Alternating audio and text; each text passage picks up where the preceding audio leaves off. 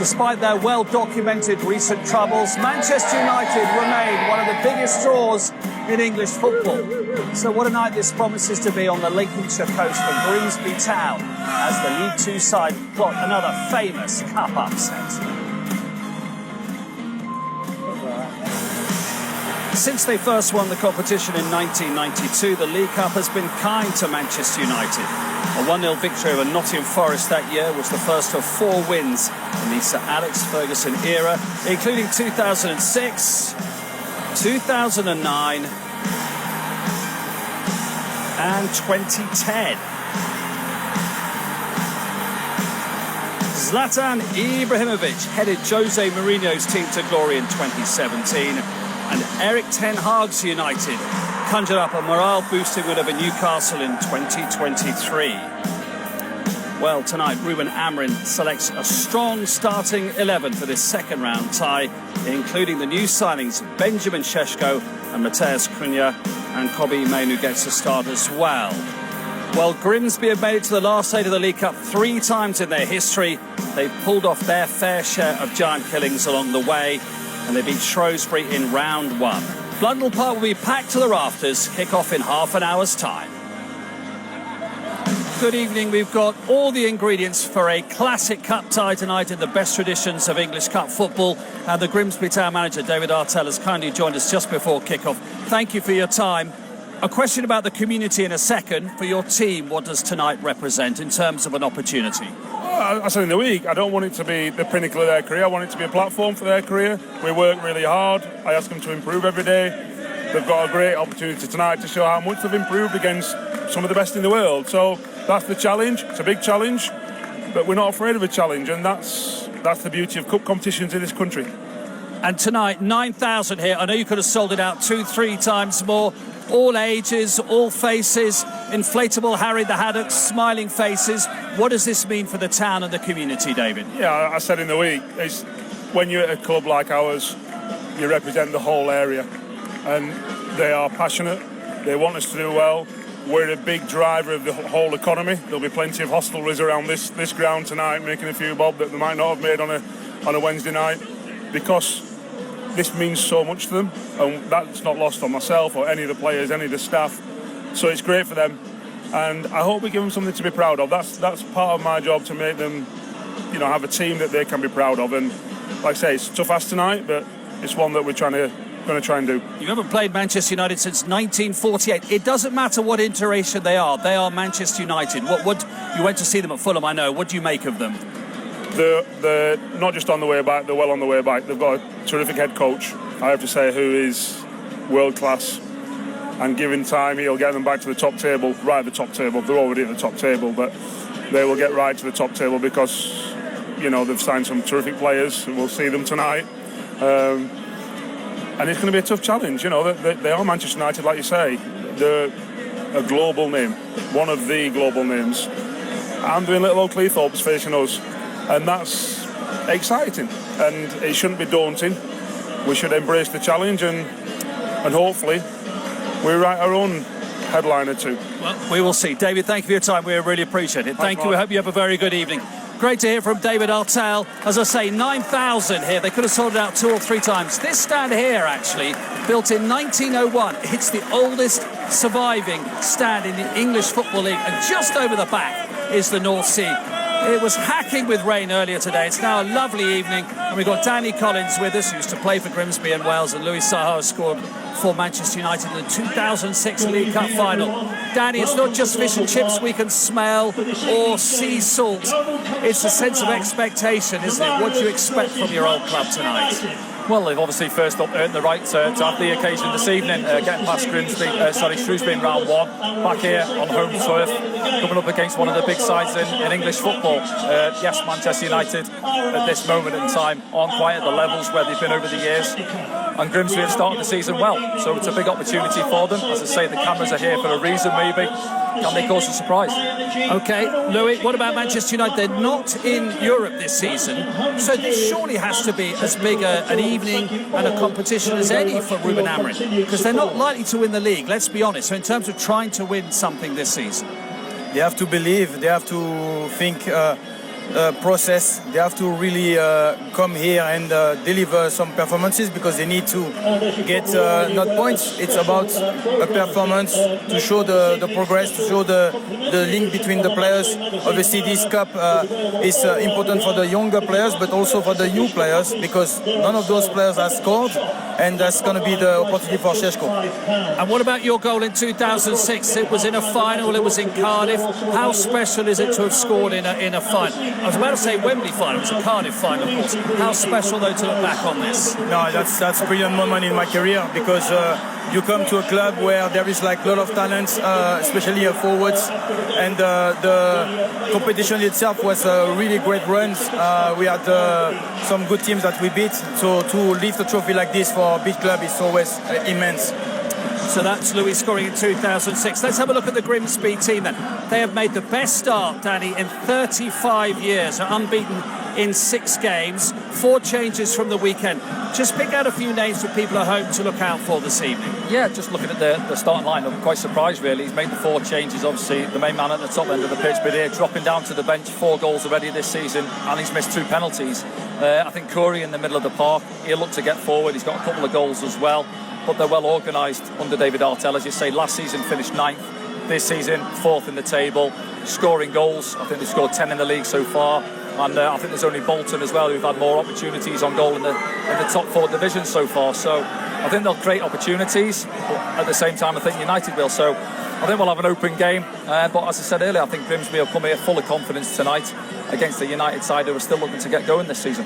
Yeah, Manchester United haven't scored a goal from open play themselves. The only goal they got at Fulham was an own goal. From Manchester United, Šeško starts. That's the really big news tonight. We'll get to Kobbie Mainoo in a second. But Šeško through the middle, Louis, is I think somebody that all Manchester United fans are excited to see. What are you expecting? Well, they have to look forward to see his first start. He's obviously someone who's going to be learning during the process of like asking to score and to be reliable pretty much every week. So it's a very big expectation. It's heavyweight, but I think he's got the talent. He's got this athleticism. He's very good in the air. I think he's got a good eye for those players who have flair, like Cunha. I think when you have Ahmad, speed and creativity, you can obviously expect him to have some chances today. Absolutely. Well, there's been a bit of rain about tonight, but it's a pleasant late summer evening now in Grimsby. And there's Harry the Haddock making more than one appearance tonight, that's for sure, with the crowd streaming into Blundell Park to watch Ruben Amorim's team selection. And he is certainly not underestimating the challenge ahead as the Manchester United manager. Here he is with Gabriel Clark. Ruben, you've experienced all levels of football as a player and a manager. How do you sum up your welcome to Grimsby and the challenge tonight? I think it's similar in every country. When you have a cup game, you go to lower divisions, the environment is completely different. I think it's really nice here because in Portugal sometimes you adapt the fields, especially in the low clubs, for them to have more money with the tickets to big stadiums. But in here you can feel the excitement of the small towns, so I really appreciate that. But we have a job to do and we have full responsibility in this kind of game. Benjamin Šeško starts his first game for this famous club in a very important position. What's his X factor? I think his ability to score goals, to create chances, to stretch the team. We can use more crosses with him. He's getting there, he's improving. He gave us different characteristics that we didn't have last season, so let's see today. Kobbie Mainoo starts as well, his first game of any sort since May. There's talk about his future. What's his mindset? I think he's the best one. He's prepared to play a game, and I think, again, I know that it's hard for a lot of people to understand. Sometimes we expect a lot from young players, and we have to demand a lot of young players. And sometimes young players, they need to live different phases of his life. It's not a bad thing. It's not that we are not interested in the success of Kobbie Mainoo or whatever. I have a big demands for him, and I expect the best things for today. And no European football, of course. 3 trophies to play for. So, would you agree this trophy is especially precious this season? Every trophy is special because you can give us much time to deliver big things. So we know let's play one game at a time. We are in the moment that we just need to play the next one, and then we'll think about the rest. So today is really important, not just to go to the next stage, but also to improve things that we did wrong against Fulham. We talk about that, we work on that. I want to see that today. Good luck. Thank you very much. Yes, certainly looking forward to it this evening here at Grimsby. And I'm sure the Kobbie Mainoo's looking forward to it, Louis, as well. He played in the final of Euro 2024 for England, but he hasn't had a minute in the Premier League so far. There is suggestion his future may lie away from Old Trafford. He's too good for that, isn't he? Man United can't afford to lose him, can they? It's a difficult one. The situation is, for me, I think that no player is guaranteed to play here. At the moment, it's a team who was finished 15th and didn't perform, so nobody is like guaranteed anything. So I think the manager is putting everybody in the same kind of like category, but Mainoo has the talent to provide tonight some special things and deserve his place the next week. It's the problem that he only likes to play two in that midfield area, and Bruno Fernandes is the captain, and he is the offensive player and in the position that Mainoo would like to play in. Is that the issue? That's the issue. Of course, there is no many place in that midfield. They have already a lot of problems because through the season we've seen that they're hard-powered all the time. The speed, the creativity is not there. So we have to have competition in that midfield, and Kobbie Mainoo has like struggle, but there is other players who need to answer this, like Mason Mount, Bruno. There is a lot of players, so it should not be only Mainoo. As far as Grimsby are concerned, Danny, there might be League Two, but they use analytics in their own way as well, and that is after meeting Tony Bloom, the Brighton manager, Brighton chairman and owner, who is famous for that. So that's very progressive thinking, isn't it, from Grimsby with what they're doing? Yeah, I think obviously going back to the cup quarter-final a couple of seasons back, they had a good cup run, Grimsby, getting to the quarter-finals, come up short on that afternoon, but it's where they're going to go financial. They haven't got the funds, obviously, the Manchester United of this world, so where can you look to recruit your players from? And as you look at it this season, getting lads in from lower leagues, National League North and other leagues lower down the rung, and giving them an opportunity and going from there. And then obviously if you can sell them on, you gain the rewards financially. What sort of football are people going to see tonight who won't respectfully watch Grimsby that often because they're on the television? Yeah, from what I've seen of them this season, obviously looking at the goals against Shrewsbury as well, they can play, they can sit back and soak it up and look to hit on the counter-attack, but at the same time happy in possession. I think obviously you've got to respect the opposition, which is Manchester United tonight. They've made 8 changes, but they haven't come with the under-21s, so they're going to have a lot of ball, Manchester United. But I think Grimsby, as I said earlier, will get some opportunities this evening on the counter-attack. Remember, if it is level after 90 minutes, it goes straight to penalties. Now, as far as history is concerned with Grimsby Town and the League Cup, one of the most famous giant killings in 2001 in this competition, they came from behind at Anfield to beat the holders Liverpool. Marlon Brooms equalised in extra time, and then childhood Liverpool fan Phil Jevons produced an absolute worldie to win it 2-1.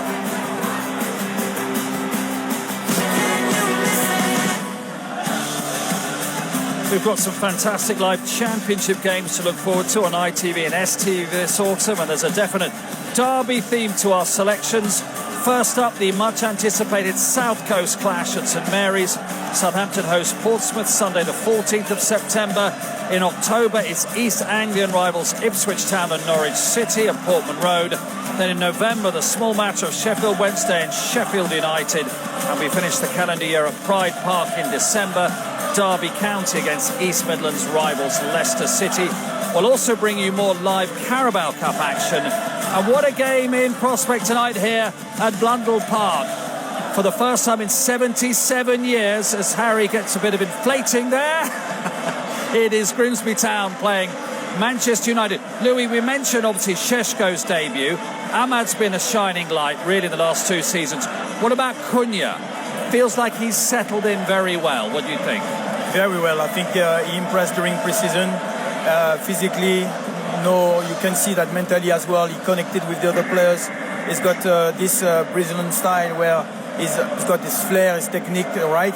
And I think he's going to connect. I think he's going to connect with other players straight away. He just need a goal. I think those signings need a goal straight away, and then I think the season's going to be different. I think the Grimsby defence are on notice, Danny, aren't they? They know what they're going to get from the power of Šeško and the speed and tricky of the wide players. Yeah, but it's a good test for these young lads. You know, that's what the pinnacle of their careers, really. As David Artell mentioned earlier, he hopes that they can go on and have a good career at the higher level.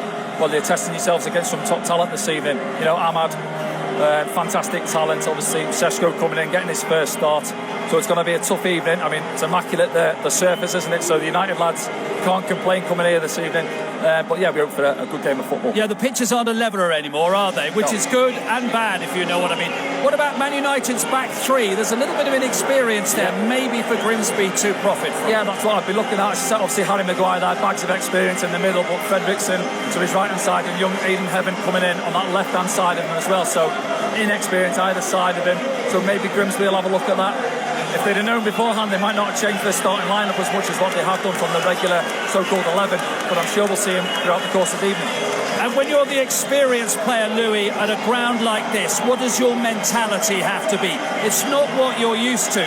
Although maybe, players like Harry Maguire, it's where you started. So maybe you do have some experience of the surroundings. That's very important to actually look at the senior players, get that relaxed manner before the kickoff, and trust the process. It's all about that. They have worked all the week. They just have to relax and do the job. This is the job. We know what the Grimsby players will be thinking. No regrets. This may never happen again. This may be... I know David Artell said he doesn't want it to be the pinnacle, but the reality is it may be the pinnacle. No, I say go out and enjoy yourself. The pressure's all on the United lads. You know, they've got to get their season going. They're the big hitters coming into town. From the Grimsby lads' point of view, it's been a fantastic start to the season. Full of confidence. Go out there and enjoy yourselves, and hopefully they come away with the result. Do you feel United are under a lot of pressure this evening? They are. They think that they trust their process. Yes, Amorim, that's what he said. They have to relax and not thinking about the result. Today, that's not the case. They need a result. They need a performance. So it's all in one. It's interesting, isn't it? We've got the Champions League draw at the end of the week, and Manchester United aren't even in any of the European draws. That just shows, as Louis says, why they are under pressure tonight, United. Well, exactly. It's cup competitions for them. It's important tonight, and I think Ruben Amorim mentioned that, and he was honest in his pre-match chat, wasn't he? So it is a big evening, and for the lads he's named as well, they're fighting for the starting shirt in the Premier League, some of these boys. So thanks for a good cup tie. Listen to the atmosphere. Look at what it means. For the first time in 77 years, Grimsby Town and Manchester United are playing each other, and Blundell Park is definitely up for it. The live action coming next.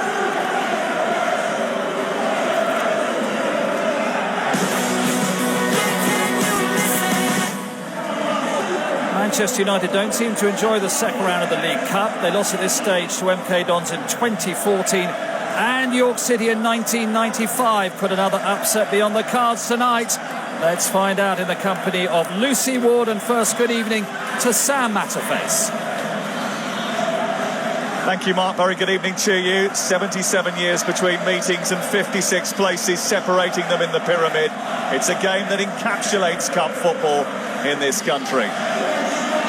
Grimsby boss David Artell said he would not be messing around. There's a chance to test these players against the very best, and 7 of the 11 who started Saturday's draw against Accrington retained their places, including Tyrell Warren, who started his football journey in the Manchester United Academy. The Manchester United player hasn't yet scored a goal this season. Benjamin Šeško will look to change that on his first start. I bet he didn't think it would be at Blundell Park. They're also first starts of the season for Mainu, Maguire and Onana in a team that makes 8 changes.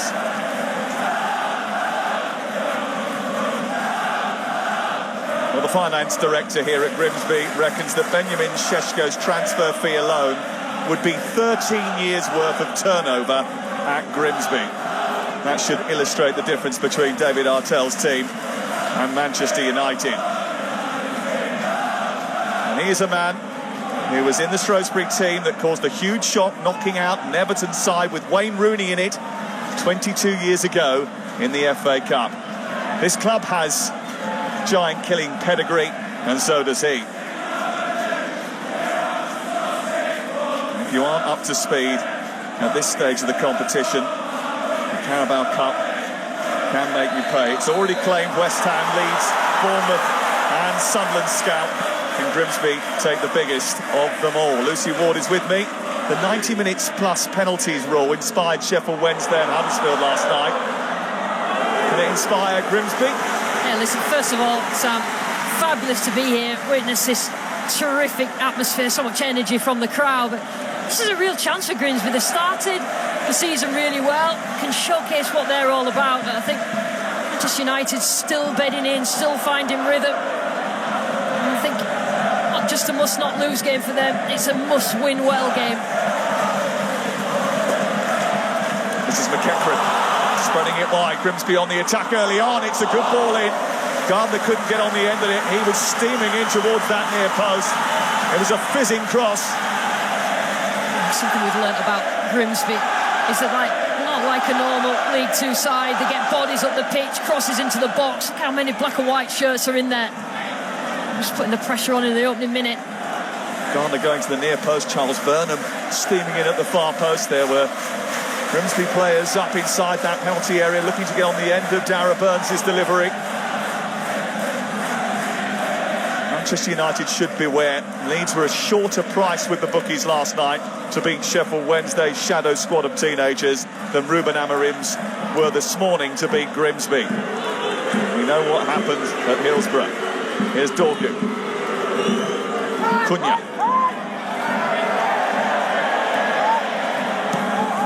Being chased away by Sweeney. Big night for Kobbie Mainoo in the heart of the Manchester United midfield. The first start of the season for him. The referee is Tony Harrington. No VAR, but he has given the first free kick in favour of Manchester United. Just important for Grimsby these opening minutes. Yes, get yourself forward if you can, but make sure you don't give away an early goal. The experience, the talent that's on show in red shirts. What's really impressed David Artell about the Grimsby players is that they haven't lost focus since they found out about this game. Won 4 and drawn 2 of their 6 matches already this season that have been crammed into the first 21 days of the campaign. They'll need to retain their focus here.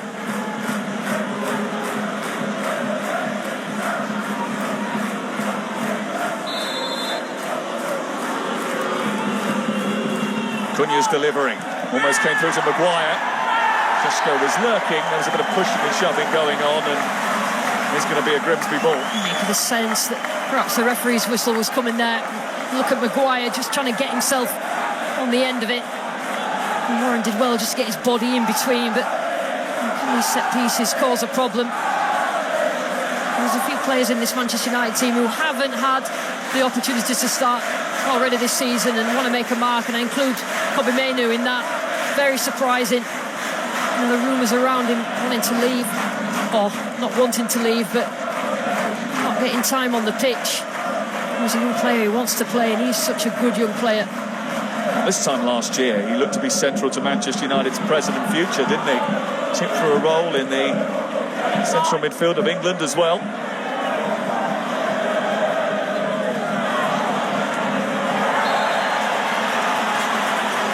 Foul by Green. Manchester United need to make sure that they match the energy of Grimsby. This is a huge, huge game for the whole of the community. And this club, in the last couple of years under new ownership, who have really made it a community club. Everybody's proud of it. It's so important that they give a good impression.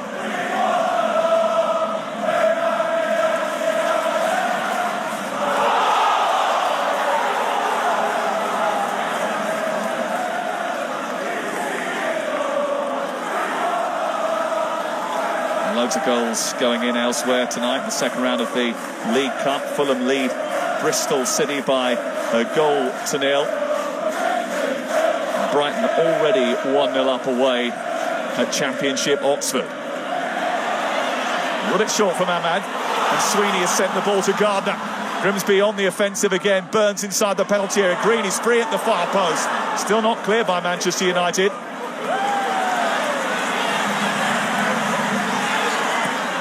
Not the first time they've unsettled them. Might not be the last. Sweeney. Look, Janet's ball. Strong header away by Maguire. Good sustained pressure. Grimsby made sure that when they did win the ball back, there's a few United players that have gone beyond. We do like to get players forward. We've seen that again.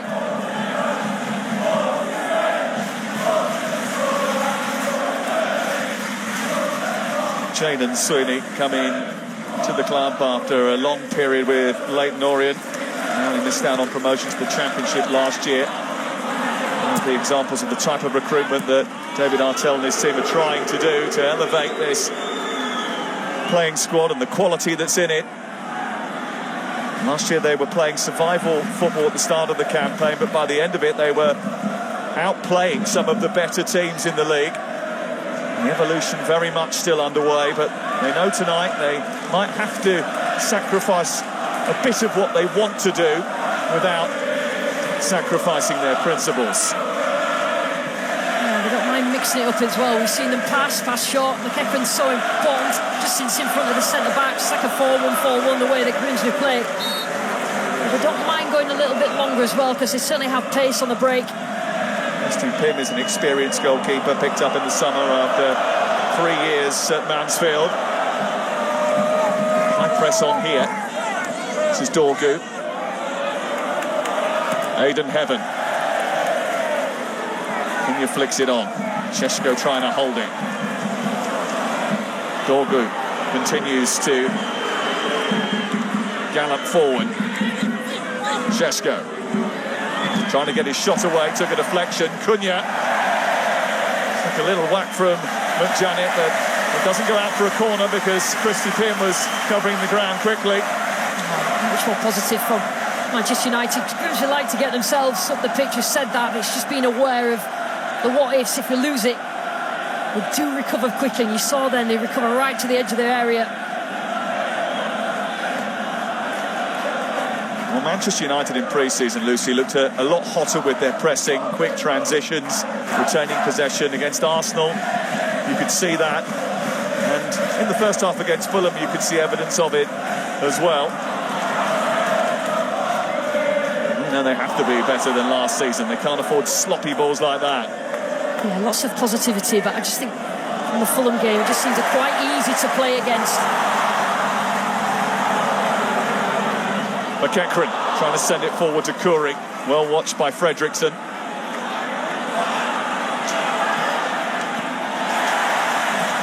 Manchester United are definitely not going to have it all their own way. This is Gardner. Grimsby are not giving them a minute. Did that go out? Certainly Tony Harrington, the referee, thinks it did. He's had a busy week. He's had a busy start to the game. Yeah, positive start. Combative, energy, intensity from Grimsby, and I'm sure this is exactly what Manchester United expected. David Artell played over 500 times in the Football League at Crewe, Rotherham, Wrexham, amongst others.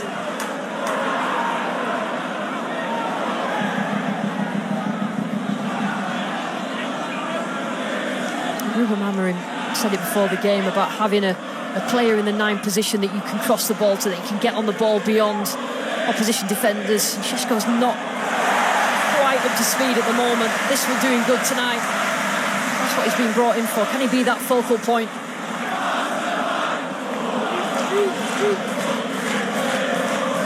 That's the one problem that hasn't been solved yet. And it is early days, but it is a team that don't score enough goals.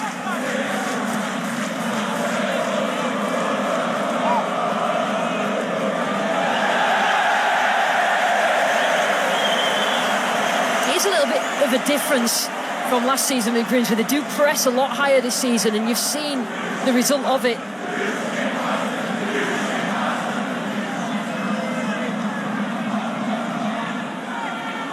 Warren.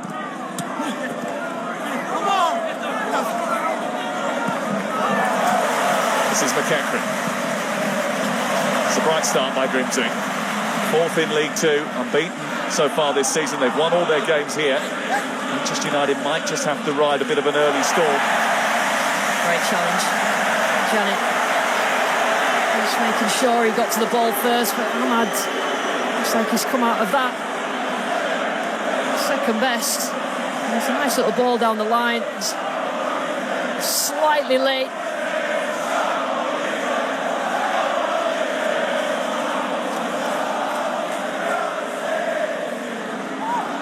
hopefully it's not too serious on Ahmad. It's so important. He's such a good young player that United fans want him playing in the team. He's been playing wing back, that want him in better areas. This is an opportunity for him tonight. Questions that have been asked about him are, is that his best position right wing back? Because that's where he's been forced to play mostly under Ruben Amorim. Tonight gets that chance, as you say, to play in one of the 10 positions. I have an issue with profiling players, the right players for the different positions of this Amorim system. Not quite got it right yet. Manchester United haven't quite got it right here tonight yet. There's a few mistakes. A little bit rattled by the early pressure that Grimsby have put them under. Nana's clearance is long. Flick on by Šeško. There's no one behind him. I'm just shouting at Onana just to take us a minute. It was only really Dallo up around Šeško.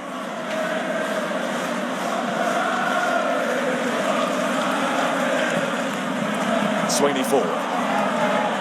Curry trying to win it with Tyler Fredrickson, who's got a big job on his hands. One of the first team squad now, made 2 appearances at the end of last season when United had decided to prioritise the Europa League.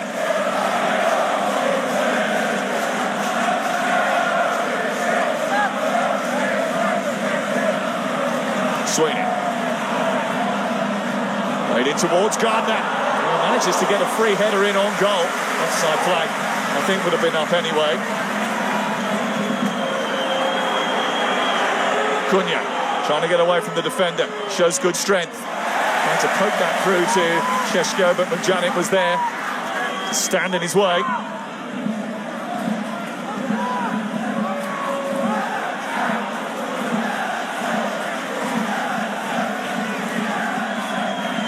Had a chance to connect many passes yet, Manchester United, and it might just take the sting out of what Grimsby are doing. A lot of people watching would have expected to be the other way around. They're sending it wide. Dallo with a chance to cross. Cunha arriving. Well blocked by Tyrell Warren. It's as if he had a bit too much space there, Cunha. Warren was quickly across.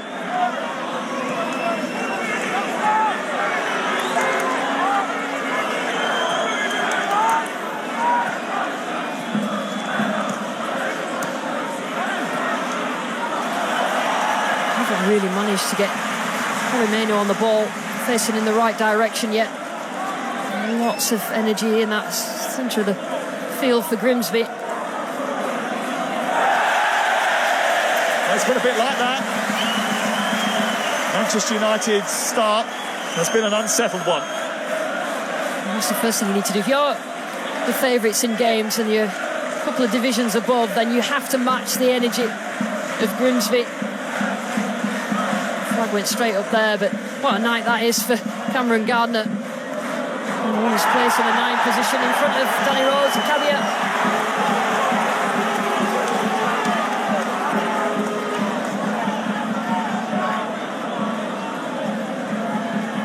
Well, he's from the northeast, signed from Gateshead, signed a new deal last year under contract till 2028. He missed half of last season with a serious thigh injury. Scored against Shrewsbury in the first round of the competition.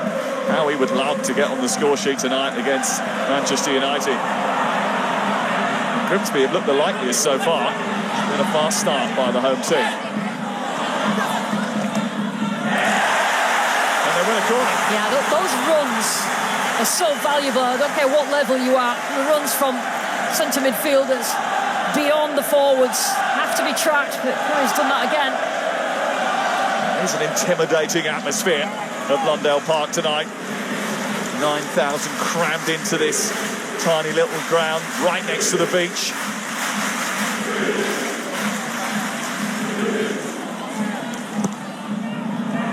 Sent in towards that far post, and it had Onana just a little bit interested. I think he was going for goal there. Not far away. Certainly Onana just making sure. Trying for the Olympico.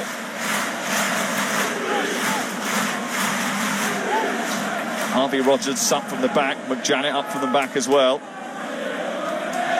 Dara Burns He's going to attack this one with his left foot. It's aimed in towards the centre of the 6-yard box. This is Curry. Back into the danger zone, and Warren prods it wide. Didn't really have enough on it. The ball back into the box from Curry. Well, you did wonder whether or not Grimsby would target Manchester United at set pieces. His team had a propensity to concede from corners last season. It's been a real issue. 12 conceded from corners in the Premier League since the start of last season. No one has let in more. As far as Ruben Amorim's concerned, don't be the story of round 2, whereas Grimsby are desperate to be the story in this round of the Cup.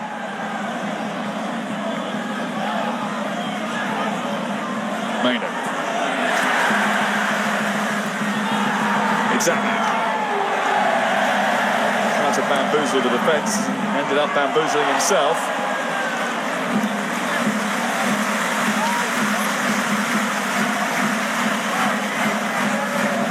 And scores from elsewhere in the second round of the League Cup. Fulham have scored a second goal at home to Championship Bristol City. And Premier League Brighton going good guns away at Oxford. They're now 2-0 up in that game. Second goal coming from Brian Gruder.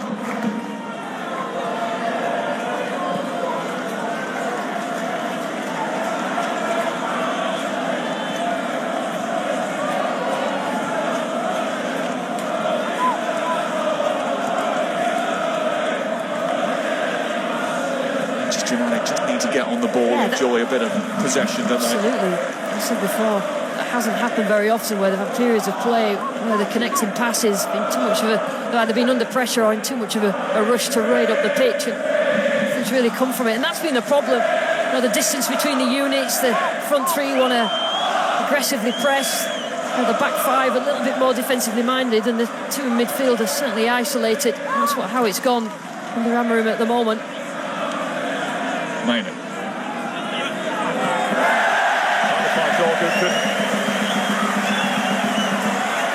Still a bit of rustiness about one or two of these Manchester United players that haven't played much football in the early part of the season.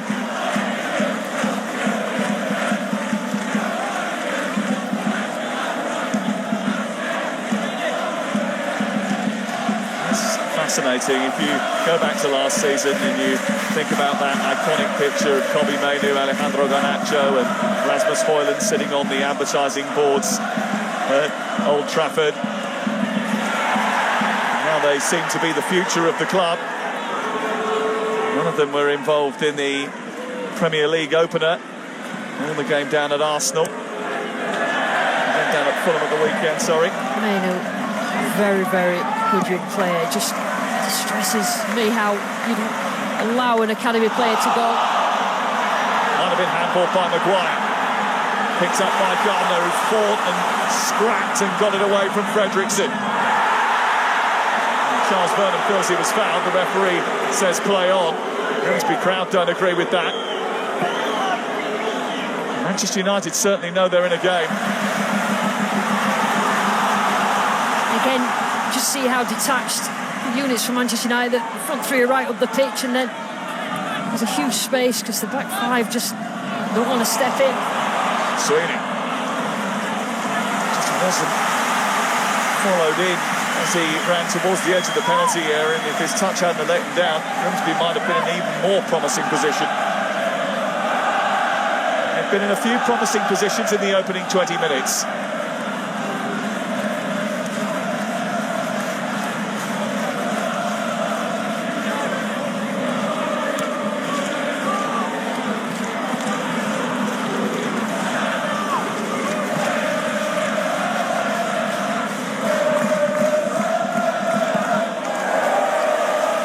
Across in front of Dara Burns.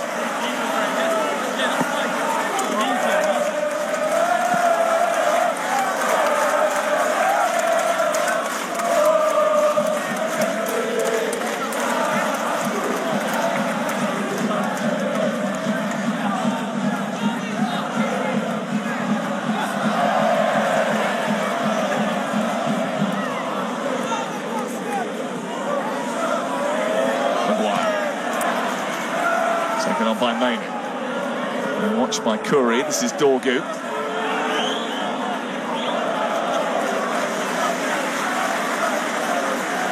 Manchester United managed to retain a little bit of possession, but the ball spent most of its time in this area of the pitch, Lucy, and that's not where Manchester United won it. Yeah, you don't need that graphic to tell you what your eyes are showing you. The opening 20 minutes of this game, Grimsby with the intensity, the pressure. Just a few forays up the pitch. Manchester United getting in Grimsby's box, but other than that, not very much. Going forward. Gardner again. Now Burns. Gardner goes on into the centre. Burnham coming up on the outside. Grimsby looking against Manchester United. Charles Burnham with the goal. And not for the first time. There's something fishy going on in that Manchester United defence.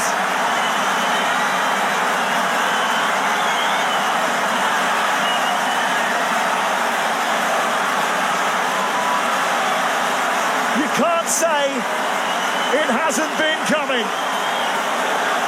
Wow, this place is absolutely rocking. And this goal fully deserved from a Grimsby Town point of view. It's good play initially, and they don't mind a pass. Like sees the pass along to Burnham. Well, what about that for a finish? And Nana's near post, he won't be happy about that. Burns sees Burnham in space, he's got a time for a touch. Brilliant, and really well deserved from a Grimsby point of view.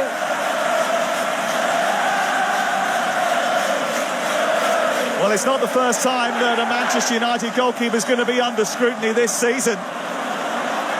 But this is a Grimsby Town story right now. And Charles Burnham is drinking it in. What a moment.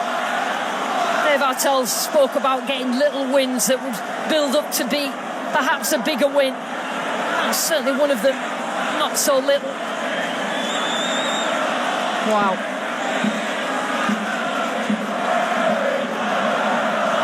Vesco chasing. And unfortunately for him, so far tonight, he really has been chasing shadows. He has had no service whatsoever.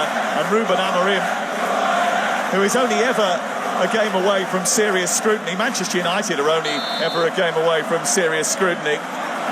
They're under the microscope again. There's been an issue where they just don't get the best players in front of goal. He will be very, very happy with the attitude of his team. The issue is, can Grimsby keep this up? Can they keep this energy up for 90 minutes? There will be lulls in the game, but they've got to make sure they stay compact and defend well. And take the moments, and they've certainly done that so far.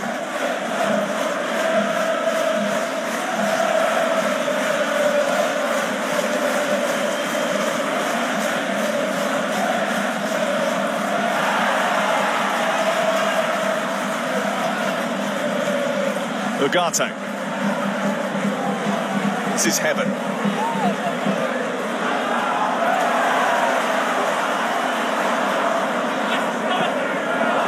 It's given away by Burns. It's given Cunha some encouragement. McEachran trying to stick with him. This is Ahmad.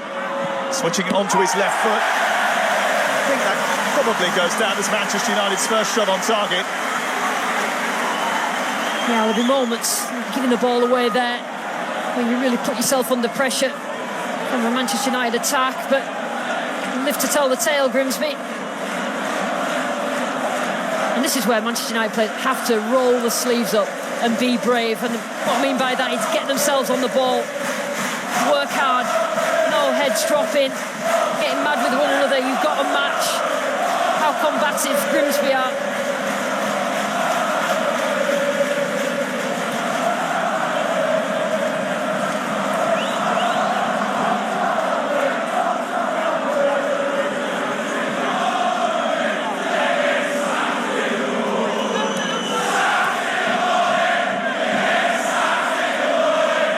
Grimsby fans taunting Ruben Amorim, and they don't just sing when they're fishing, despite the United taunts. Tell you what, that technical area is a lonely place. Šeško. Dorgo's coming in at the far post. He wasn't quick enough to get involved. That might have been a foul by Amad Diallo. It's not a bad ball from Šeško. It needed attacking in the middle by a red shirt. Nice play. He does like to make the run. Look at Dorgu. He's got to be further forward. He's got to anticipate where else is Šeško going to put that. He's reaching for it. And what a moment for Charles Vernon. Oh, this was fantastic. Perfect first touch. Perfect second touch. And he... Look at Onana. Right, really close to his feet. And no goalkeeper, but he's surely got to be disappointed with that. He seemed to go in too easily. Well, Charles Vernon was known for his stunning solo goal against Colchester in 2020. He was cherished for that. And I think he's going to have his name attached to something a little bit more headline making, should the scoreline stay like this. Well, Town have got most things right in this game so far. They've pressed well. When they get it, they don't panic. They pass well. They get bodies up the pitch, and then the bodies recover as well. Šeško pulling his way past the defender. He's got support from Amad, but he went for goal.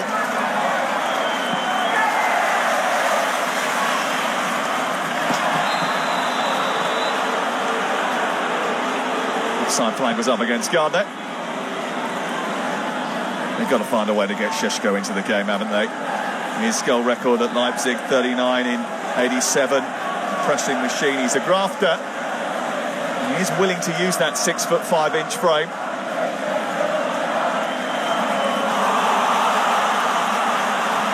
One-way traffic at the moment. It's Burnham again. Green trying to get up into the centre.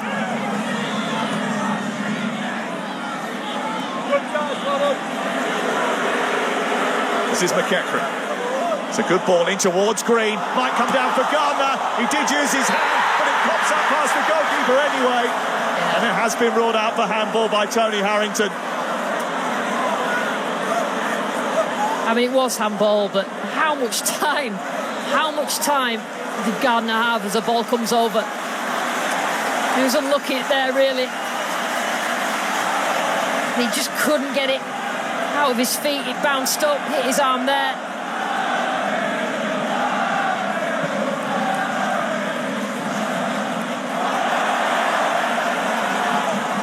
Forward again towards Gardner. He's got another opportunity here. Harry Maguire has to close him down. They give the ball away in central areas, and then all of a sudden Grimsby are right on top of goal. Burnham again. Hendrickson behind. It's another Grimsby corner. Manchester United have been rocked onto their back foot.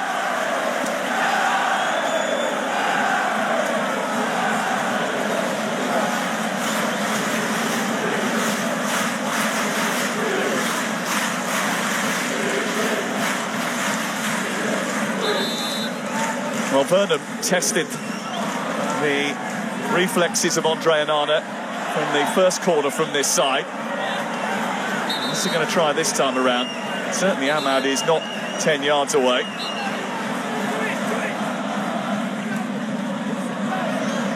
Burnham's delivering. Onana comes out. Oh, he's dropped it. They're going to poke it home. It's in. Tyrell Warren celebrates the former Manchester United Academy graduate. He thinks he's put Grimsby 2-0 up against his former employers. The flag has stayed down.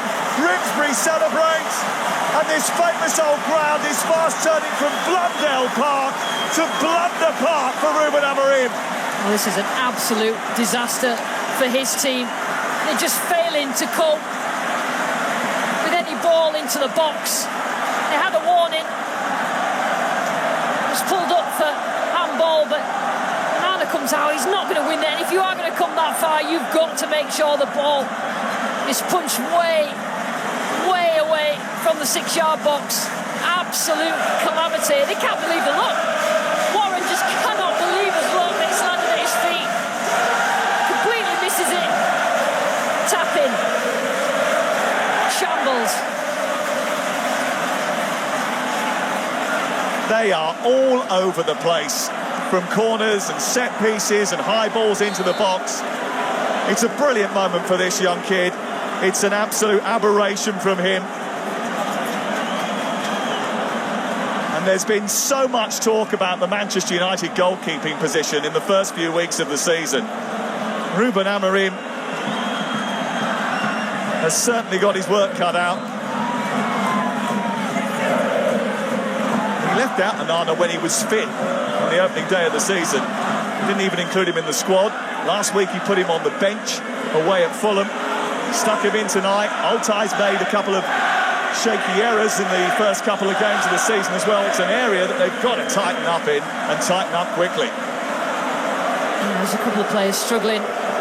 Young Fredrickson struggling as well at the back. I think Man United were dominating. It'd be easier for the young centre-back, but they're just completely under pressure. Brilliant for Warren as well, because he used to be at Manchester United's academy, scoring that goal.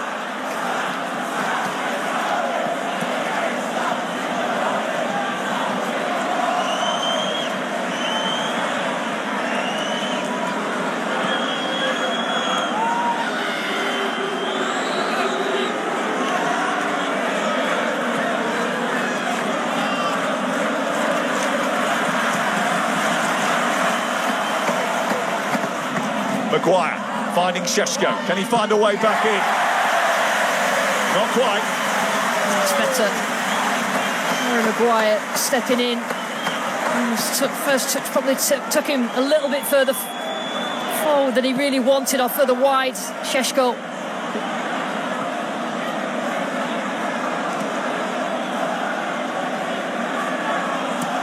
Burnham.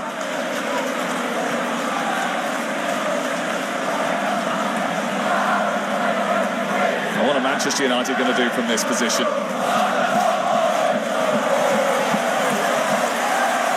Somehow they've got to find some powers of recovery. They haven't actually had a Manchester United player on the score sheet yet this season. Now they need someone to get on it twice just to force penalties away at League 2 Grimsby.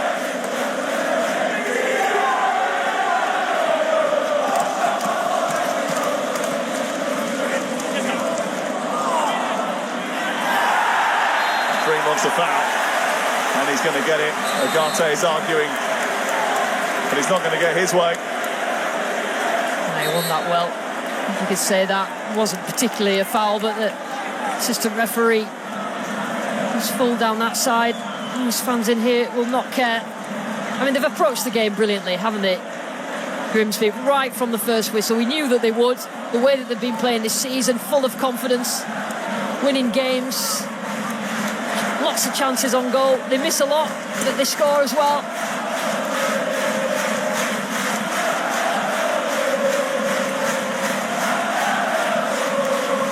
Well, I wonder where this one's going.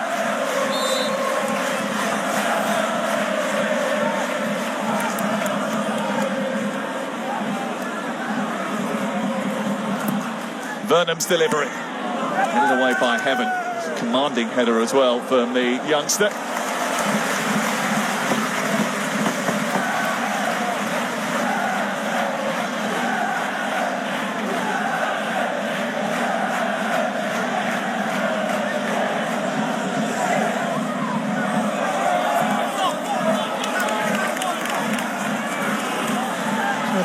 The away end just stunned into silence at that end of the pitch.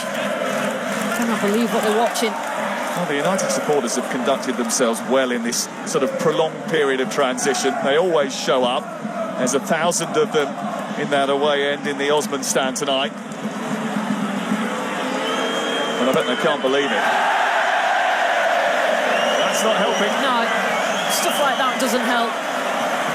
Dorgu just needs to increase his intensity. I mean, he did brilliantly. Well, let's just have a look at this, because I wonder in the Premier League whether this would have been ruled out for handball. Yeah, it was caught, wasn't it? Probably from VAR. There's not many people in here who care other than that away end, Sam. This is old school football. And I'll tell you what, Grimsby can smell blood. I'm telling you.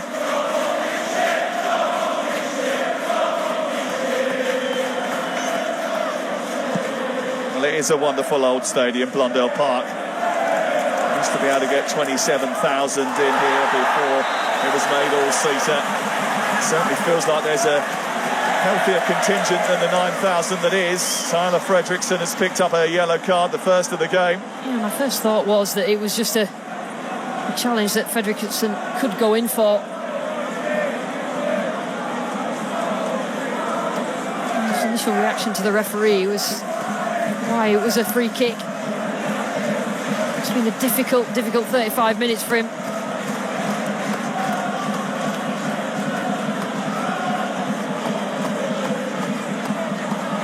He can come in and win it. Just a clash, yeah, perhaps a little bit with forearm, but I'm not sure it's a yellow card. The Grimsby fans have always had a big sense of humour about their seaside roots, but they're the ones cracking the jokes tonight. Are you Stockport in disguise? Is a little bit of a disparaging troll at the Manchester United team. Stockport have done quite well recently. Here's McEachran. He's done well for Grimsby. He was their player of the season last year. Now Burns. And again.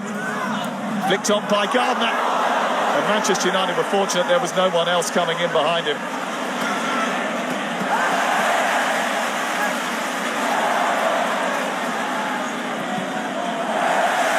Time the ball goes into the box, it just causes panic. From Manchester United point of view, and Grimsby look like they're going to have another shot on target. Balls into the box just cause problems, and they've just done it all first half so far.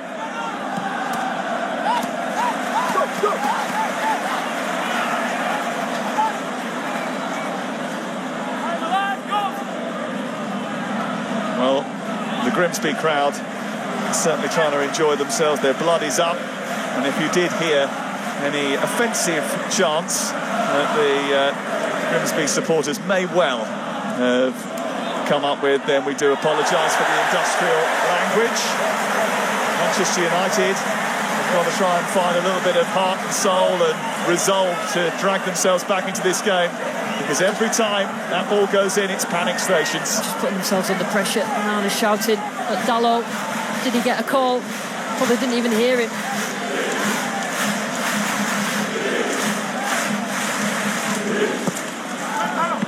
This one into the near post. Hendrickson trying to get it away. It's a collision on the edge of the box, but it's spilt to Cunha. A chance for Manchester United to counter.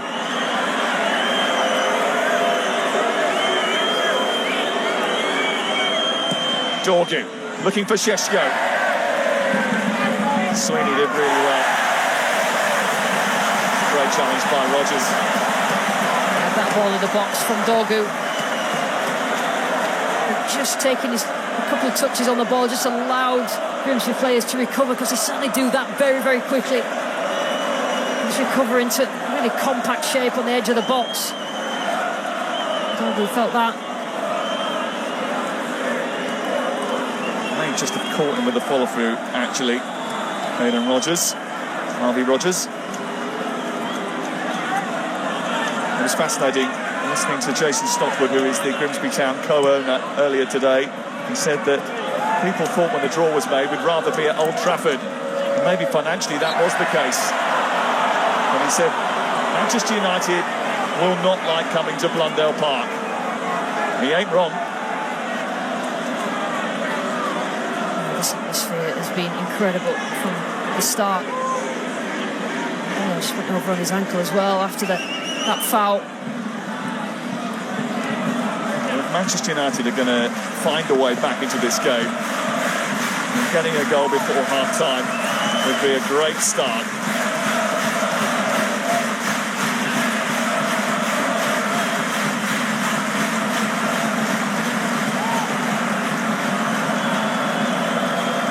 Fredrickson, Heaven and Maguire all up from the back. Sheshko towards the front of that line. He's aimed in towards Heaven. Corey away.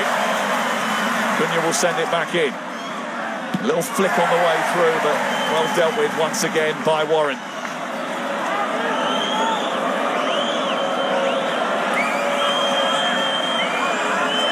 Dorgu. This is Mainu from distance, flipping it in towards Amad Diallo. Well, he executed that brilliantly, but couldn't steer it either side of Crispy Pim. A little bit of class coming from probably Mainu in areas where he's received the ball. Nice little clip into Ahmad. And it was pretty obvious that he'd gone offside, but he's still got to have the technique. Straight down the throat of Pim, though.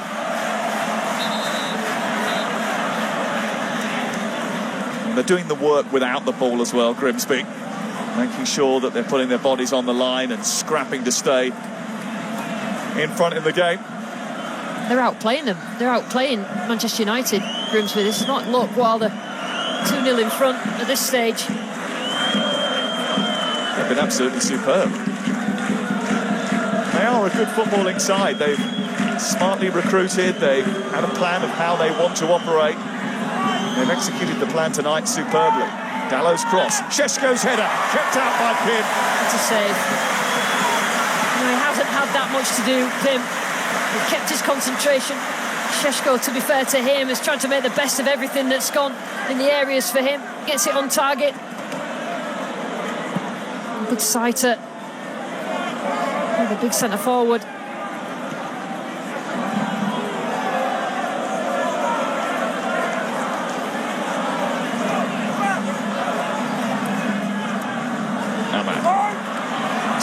Maguire was frustrated with the ball that came his way. Maguire gets there ahead of Gardner. So when they try to build from the back, Manchester United, one, they're not keeping it when it's played into central areas, but it's really predictable what they do.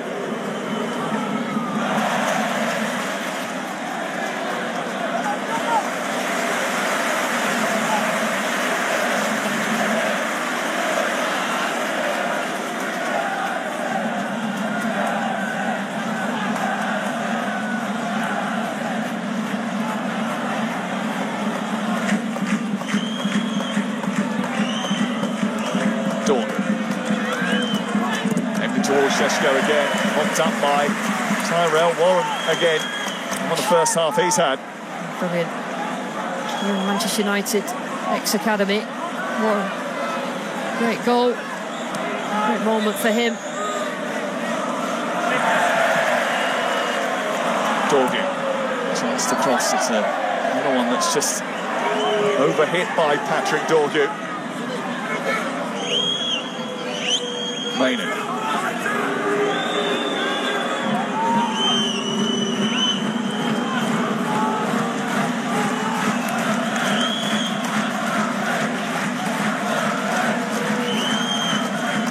Trying to get the ball central. Cunha couldn't quite keep hold of it.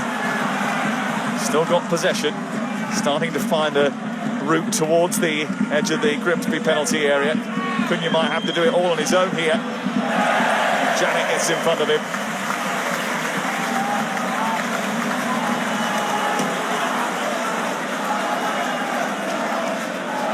He's been pretty bright since he turned up in Manchester United red. And so far, David Artell's team have managed to keep him quiet enough.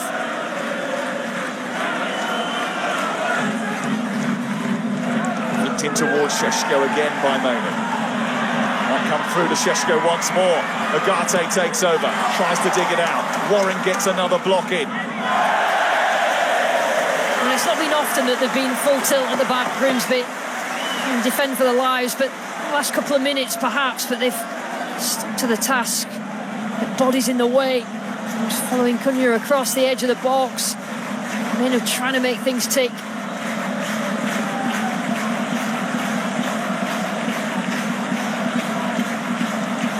Well, the Manchester United fans glum-faced and stunned. I think he is too.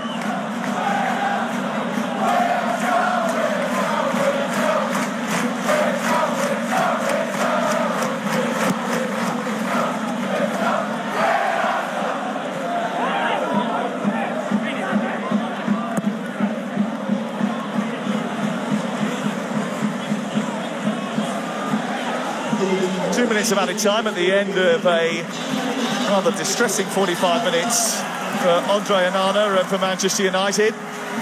We'll have to regroup at half-time. If you're Ruben Amorim, do you start thinking about making changes, or is it too early for that? I think he has to. I think he has to make a statement. You know, they surely can't play as bad as they have in the first half, in the second, but I'm surely he's going to make some changes, Amorim.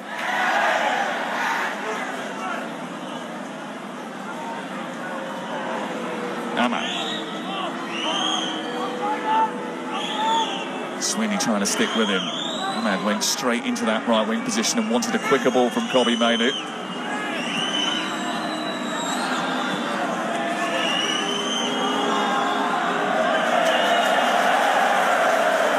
That's excellent from Grimsby. Change their shape, cut off the passing lanes and force Manchester United to start again.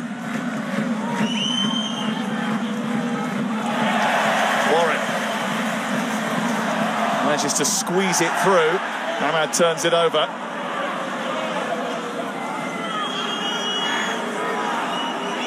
Just wonder if that could have gone out to Dalot just a little bit earlier. Dalot's cross. Yeah, you're right. Just a lack of urgency throughout the Manchester United team. You know, when Dorgo gets on this left-hand side, he takes a few touches before he delivers into the box. It's only the ball speed that's going to get through any hole in Grimsby defence. Not like there's many at the moment.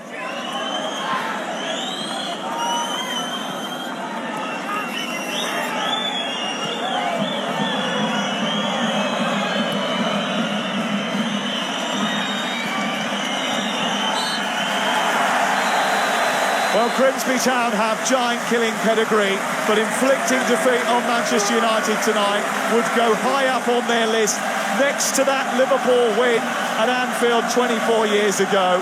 Right now, Warren and Vernon look like putting themselves in Phil Jevons territory. But it's only half-time, and there are still 45 minutes for Manchester United to burst the Blundell Park bubble. Half-time it is, Grimsby Town 2, Manchester United 0.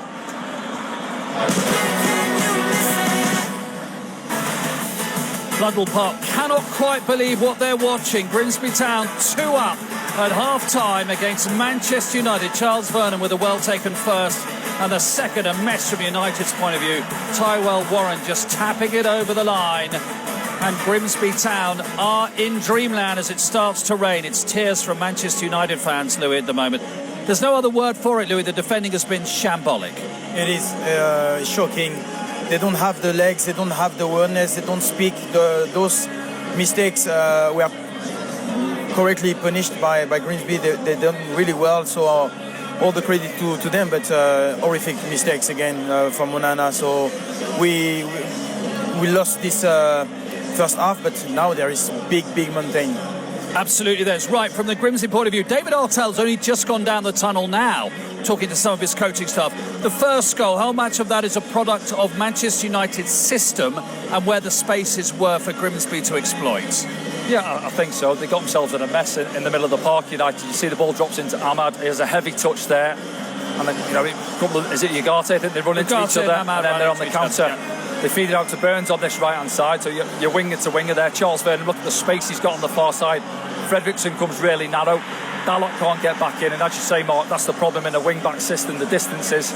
It's a lovely first touch, by the way, from Charles Vernon, kills it dead, but Onana at his near post. There's not a lot of goal for Charles Vernon to aim at there, but puts his laces through it, and and do you know what, Grimsby deserved it. You can't argue at that stage in the game. There are some question marks about Onana on the first goal. There are serious accusations on the second goal, aren't there? This is the 9th time that he's made a mistake and it's led to a goal since the start of last season. VAR might say there's a handball in there. They might say also that Onana cleaned out Rodgers, one of the attackers. It's still, as goalkeeping, it's too, what word would you use? No, that's not excusable here. You can see that he's not sure when he's going out. There is like no contact at all with the ball. You know, not even his eyes are on it. So the first one is for him. I think the second one is again for him. It's so many mistakes. That's not Manchester United, and I think he knows it. Sometimes when you're so close to something, you can get really nervous. What should the Grimsby approach be in the second 45? I think it was important getting in at half-time with the 2-0 lead. Obviously, Šeško was quite lively, had a couple of half chances there, Ahmad as well. But come out second half, just keep that intensity, really. They've got good opportunities, throughout the first half, really, and some players that come off the bench and have an impact on the game as well. So they'll be delighted in there. It'll be an easy team talk there for David Artell at the break, but not so much for Ruben Amorim at this moment in time. They've been a bit of a mess, United.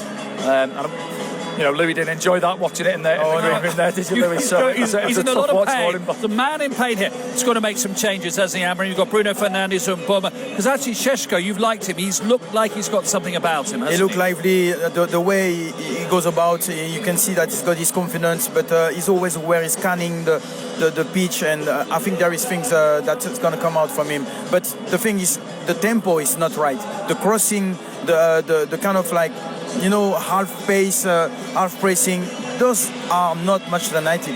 Every time you're going to do that, any teams, any leagues will punish you.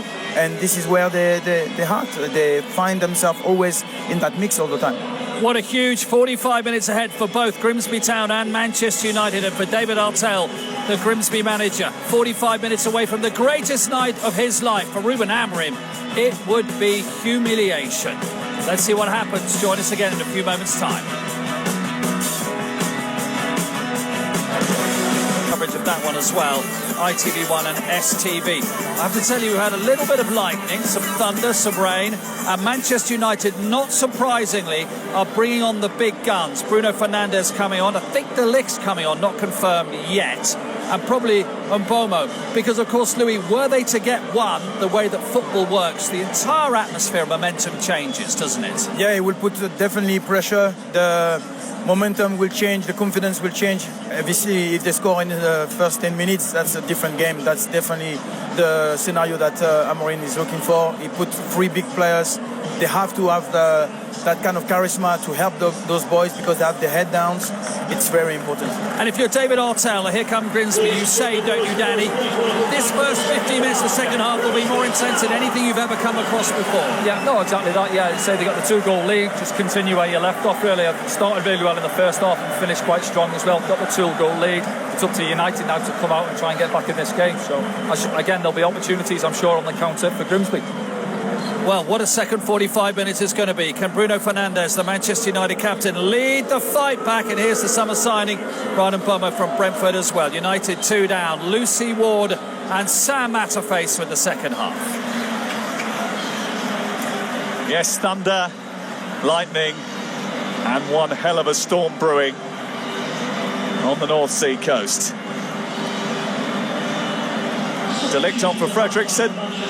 Fernandes on to Agate, Mbomo on for Dorgu. It means that Ahmad will go to right wing back and Dalot will go to the other side. Bit of a change around for Manchester United, but they needed a change around. They need impetus, they need desire, they need at least 2 goals in order to stay in the Carabao Cup. And Lucy, he talked about rotation prior to the start of the game, Ruben Amorim, but he would definitely not have wanted to go to his bench after 45 minutes and bring on 3. Yeah, but he couldn't have done anything else. I mean, don't get us wrong, Grimsby have been brilliant. They put the ball at risk brilliant in the first half. They outplayed Manchester United. Manchester United now need to do something about it. The same issues they've had, sloppy, big gaps in the centre of the pitch that Grimsby certainly took advantage of. They don't create enough. They don't use Šeško's strengths. They need to do better. Evan bounding forward. This is Dalot with a deep cross towards Mbomo, keeps it alive. Cunha there with a header. It's away by Warren. And further clear by Green. Manchester United are going to have to be livelier, hungrier, show more desire and passion to drag themselves back into this game. They scored 15 goals in just 3 League Cup ties last season. And this is Ruben Amorim's second taste of the Carabao Cup. His first one wasn't great. It was away at Tottenham. It was a match full of blunders and goals. A thrilling 4-3 defeat in the end. I mean, it shows signs that responding to his way of playing, but it's just so inconsistent. Cunha looking for Mbomo. Going to run out of room.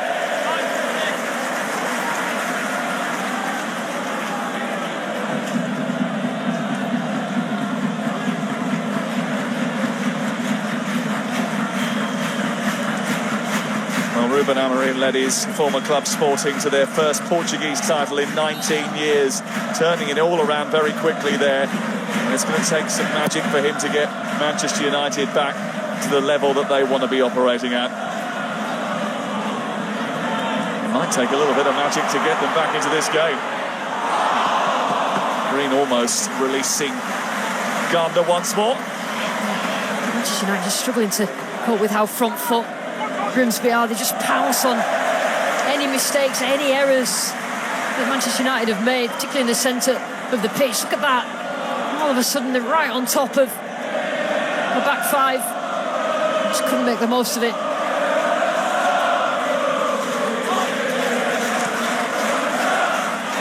Side flag is up against Burns.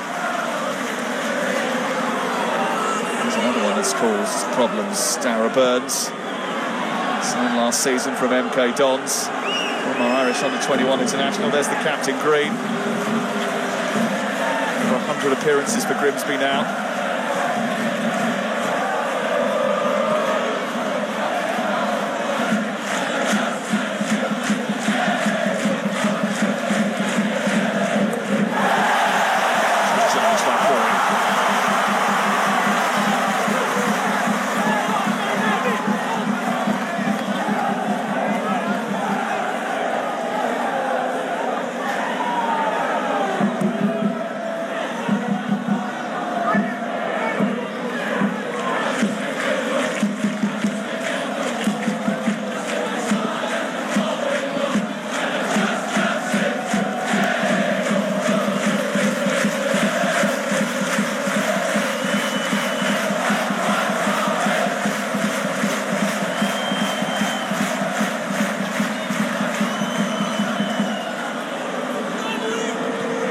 Away by Rodgers.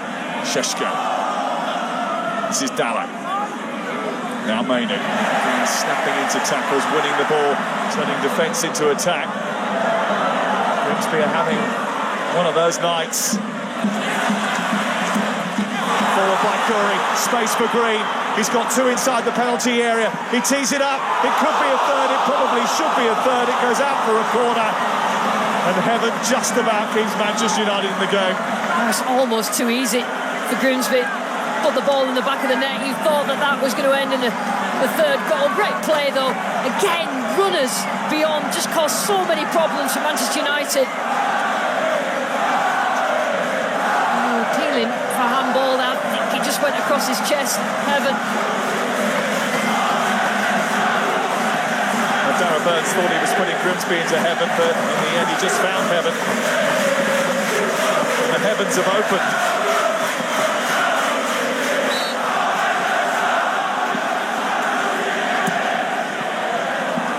Back post. Once again was Curry.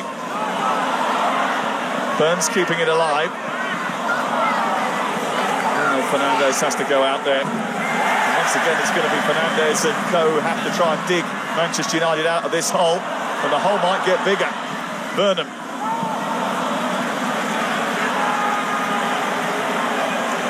Dallow steaming forward. Mbeumo. Gardner can't get it away from Cunha. Now Ahmad. Cunha joins the attack. Cunha's ball in. And it's well dealt with again by McJanet and Pym ahead of Šeško. And then Ahmad's effort is wide of the goal. Better for Manchester United in terms of the energy and desire. Cunha working hard to try and get beyond, getting the ball in the right areas for Šeško, but Grimsby again equal to it.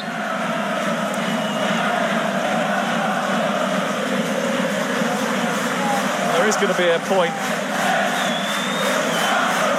tonight when Grimsby have to weather a storm, and not just in the meteorological sense. Surely Manchester United will come up with a couple of moments when they put the Premier League team under real pressure. I'm sure Dave Artell said that to his players at half-time. Expect a little bit more from Manchester United in the second, particularly the start of the second half. Can you stand firm? Can you be compact? Can you choose your moments to get yourself forward? Fourth in League Two, unbeaten so far. They've won all their games at Blundell Park, but they didn't really think it would be possible to win here tonight. They wanted to test themselves against the best. They wanted to make sure that they showed up, did the best by their community, by their club, by their town. So I listened to a couple of the Grimsby Town podcasts, and I'm just so proud of what's going on.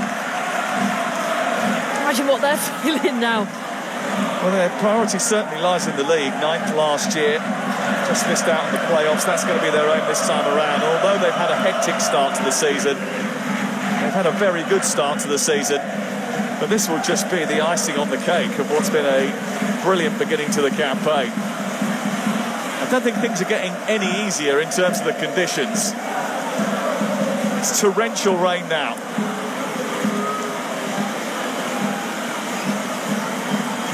Mainu. This is De Ligt. Ahmad. Now Mbeumo.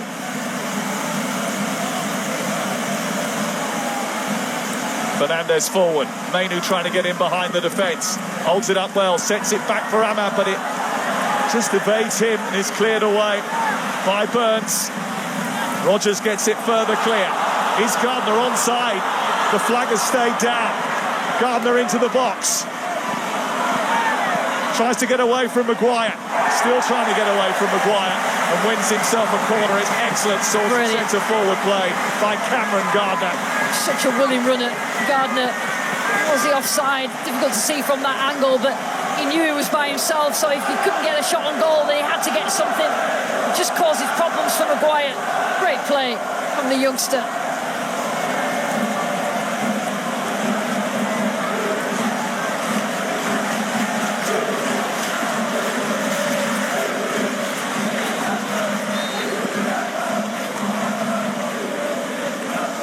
Didn't have a jacket on in the first half.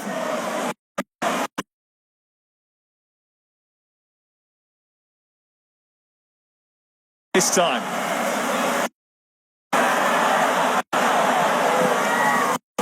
Ahmad. And just when you think this weather can't get any worse, it does.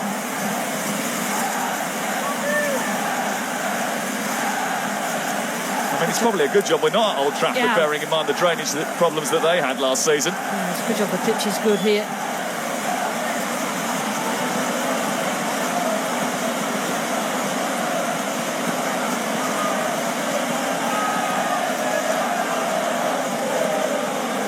Fernandez.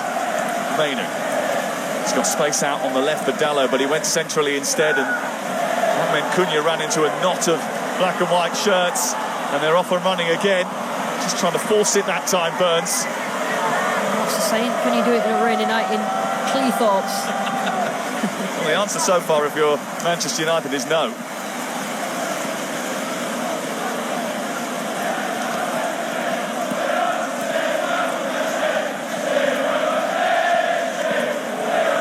Cunha. And it's sloshing around all over the place now. He's having a go. Cunha trying to drive his team forward. In the end, wins the foul. Continues like this, we might need some armbands. George McEachran's just picked up a bit of a whack, but he's back on his feet quickly. 25th birthday at the weekend, and an interesting present. He comes face to face with his brother Josh McEachran at Bristol Rovers. That is for later. Saturday's match can wait. It's all about the here and now for Grimsby.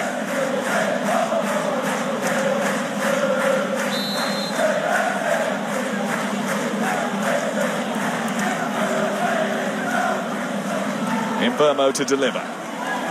Aims it towards heaven. Just too high from Aidan Heaven. So close to his first Manchester United goal. Wriggled himself free, didn't he? Have it right in the middle. The best chance they've had, Manchester United.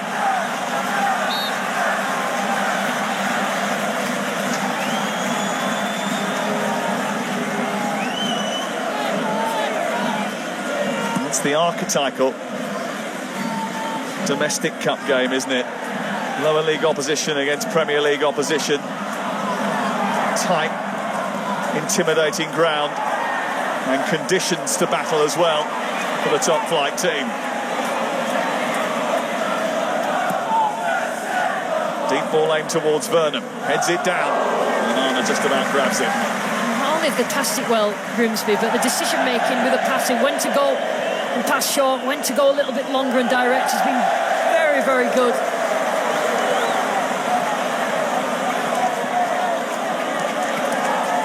Let's have a look at some of the latest scores that are doing the rounds in round 2 in the League Cup. And Fulham lead through goals from Tanner's own goal and Raul Jimenez on the score sheet, 2-0 against Bristol City. 4 goals now for Brighton and Hove Albion away at Oxford.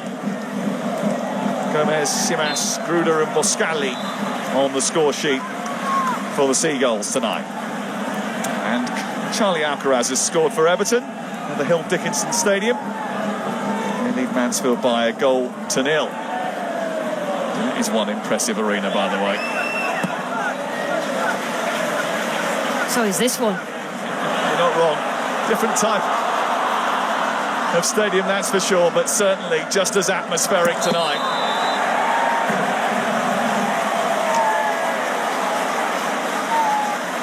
Grimsby, one of the most promoted and relegated clubs in English football. They're never boring, apparently, and it's certainly not boring. Entertainment in the Dave Artell. They've played in all 5 divisions of English football. They're most famous recently for becoming the first team in 152 years to knock out 5 higher division clubs on their run to the FA Cup quarter-finals 2.5 years ago, including a famous 2-1 victory over Premier League Southampton.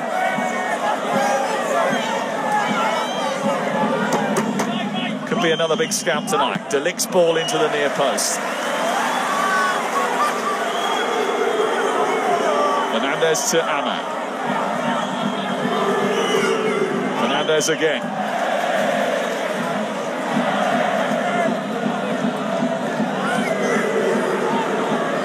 Fernandez again trying to find a way through. Oh, just holding up on the surface now because of the rainwater that has settled on the pitch. Here's Cunha. While they're trying to hold it up, Maguire gives away the foul.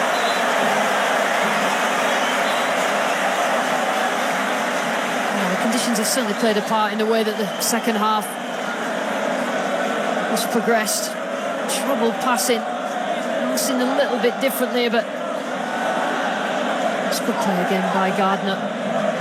Just giving his team a little bit of respite.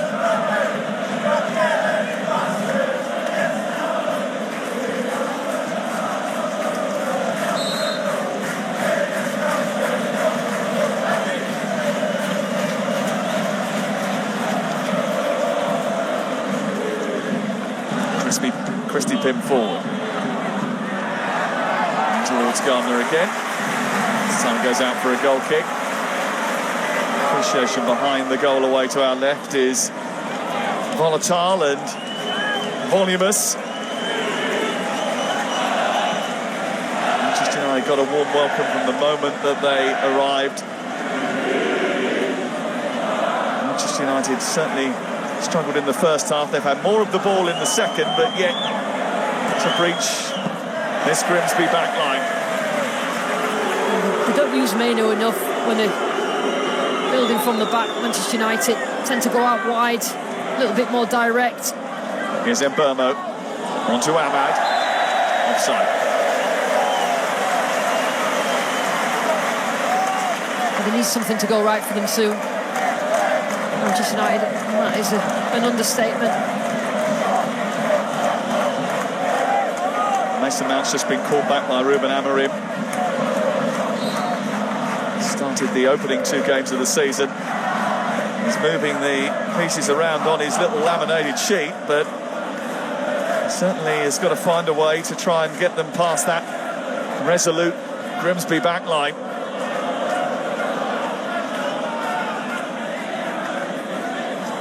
It's a great ball by Fernandez. Outside of the boot to Matthias Cunha.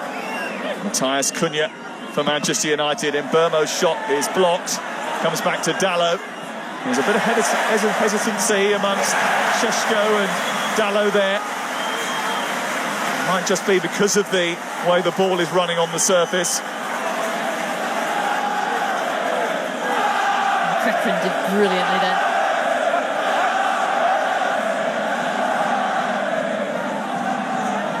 Heaven.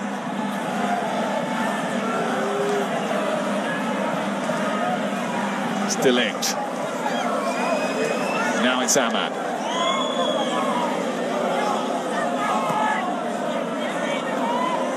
Good turn by Bruno Fernandes, who takes matters into his own hands. And Crispy Pim's hands are able to respond in fashion.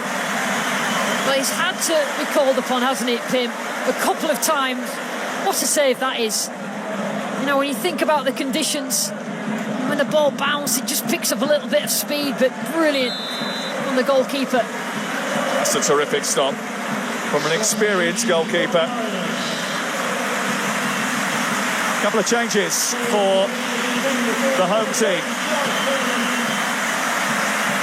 Charles Vernon, the goal scorer of the first Grimsby goal, goes off. So does Kieran Green.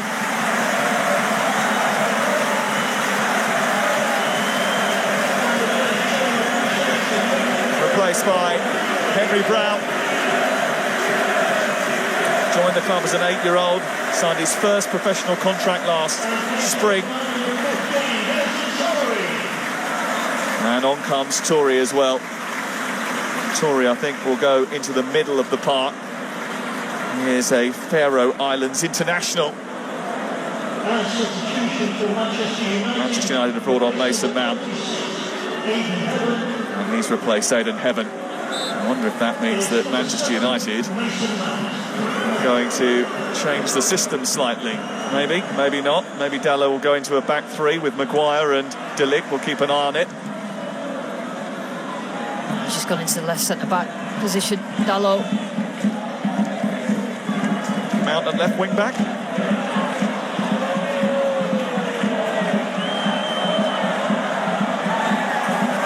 Is that a case of needs must get as many footballers on the pitch as possible? Absolutely. Mason Mount has been one of the better performers in the first couple of games. They've had some moments against Arsenal. They were good. Start against Fulham, but didn't score. And that's been a real problem.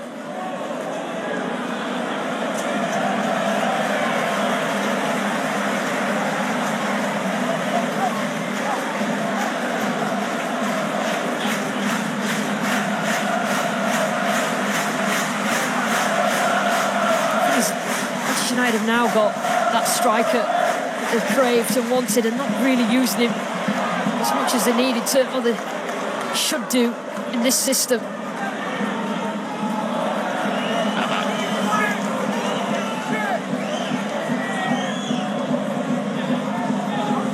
Feeds it out to Mainu.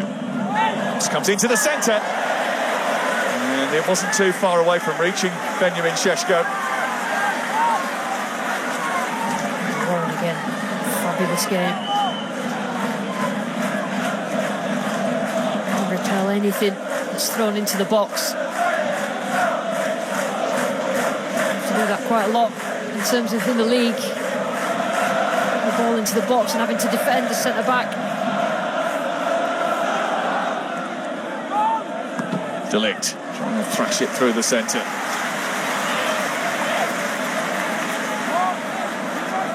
No European football for Manchester United. It should really push this competition higher up the agenda. Speak to Ruben Amorim, and he's pretty clear they weren't ready to play European football. Tonight they weren't really ready to play League Cup football.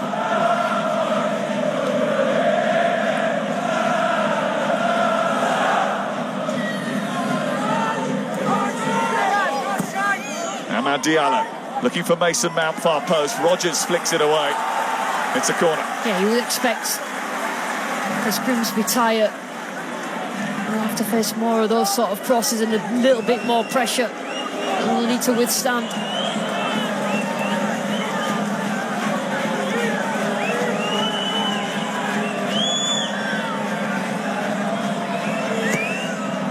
Marks delivering. Put away by Curry. This is Mbeumo. Looking for Mount again, who heads it back into a dangerous zone. Dealt with by McJanet. And Burns has sent the ball away again. This is Brown, trying to escape. Didn't do too badly either. He thought he was going to get a foul. Terrific decision making from Burns. Just play the ball down the line, relieve a bit of pressure. Just couldn't keep it. Mbeumo travelling at pace, trying to unsettle the Grimsby defence. Delict. Well, he went for that near post area and tried to hit it as hard as he could. He's made a few of those runs, hasn't he, Delict? He's just trying to, as a senior player, trying to affect the game and drag his team forward, and he's made runs in that inside channel, far away. Well, not scored since February, Matthias Delict. He's not a goal scorer with a regular pedigree. They are trying to force the issue, Manchester United, and his team are going to have to adjust. They're going to have to try and find a way. Sean Pearson and David Artell just talking about how they're going to approach the final 20 minutes of this game. I was at Leeds game against Sheffield Wednesday last night, and Sheffield Wednesday tired towards the end. They played a lot of youngsters in that game. They only had the 1-goal cushion towards the end of the game, and Leeds got back into it, but the 2-goal cushion certainly gives Grimsby a massive chance. Grimsby have got 3, I think, academy graduates on the pitch now.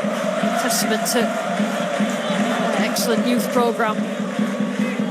Just got to keep that energy high. It's a club that's going in the right direction.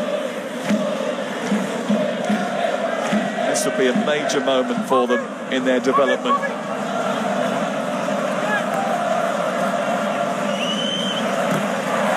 It's a good challenge by Rodgers to Rob Mason-Mount. Curry looking for Rodgers again. Gardner was offside.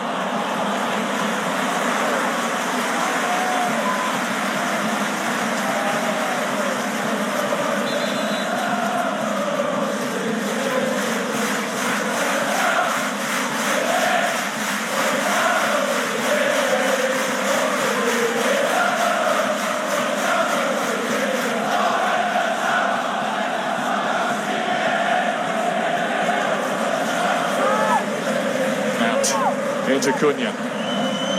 Flips the ball towards Mbeumo, far post, and once again Grimsby equal to it. Sweeney was there under pressure from Sheshko, still managed to hold his ground. Mainu trying to shoot from distance, he misses the target by some way, and it's all a bit hopeful from Manchester United. Just a little bit forced, but McEachran is doing a great job, because if Warren comes out and follows Cunha, then he will sit in. Just make sure that they've got that solid back line. Sometimes there's 6 in the back line. Cabia about to come on, Jace Cabia, who's been recruited from National League South, Truro City. They were promoted to National League, but he was playing 2 leagues below last season. He's settled in really nicely to league football. 4 goals in his 6 appearances so far. He had some day on Saturday, opened the scoring, missed a 1-on-1, and then had a penalty saved. He's about to be unleashed against Manchester United. Oh, it's been helped on by Maguire inadvertently to Gardner, who slots it in, but the offside flag is up. And again, they have the ball in the net, and again they're denied. Now, he was in an offside position, but Maguire played the ball back into his path. I think did it hit Maguire? I just wonder whether the initial pass, when it first came in, I think that's when he was offside. He was already in an offside position. Unlucky there. It looked like he was on this as the ball came to him the second time when it came from Maguire. You could see he'd gone, and he was probably, he just may have looked level. That's so unlucky. I mean, what a finish as well. It's really tight. It was so tight. Come off Maguire, there's no doubt about it. Either way, did look at the moment the initial pass was played that he might have even been level. We don't have VAR to help him out. Manchester United may be a little bit lucky that he stuck his flag up. Oh, that is such a close one. It's difficult from this angle. Just to put his flag up straight away.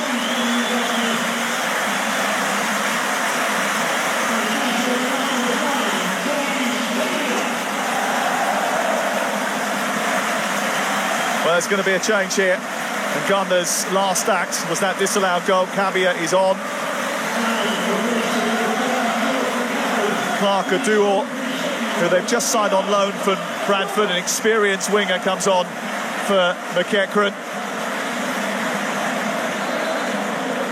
Clark Aduor from Leeds United's academy. He signed yesterday, didn't he? Yep.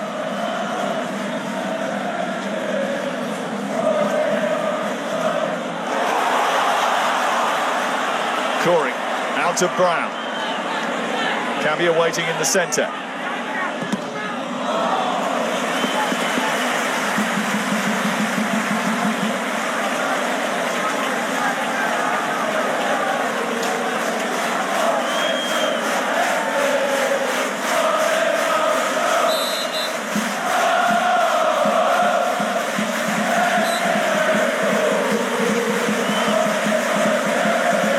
Atmosphere. It is spine It's amazing, honestly. What a night.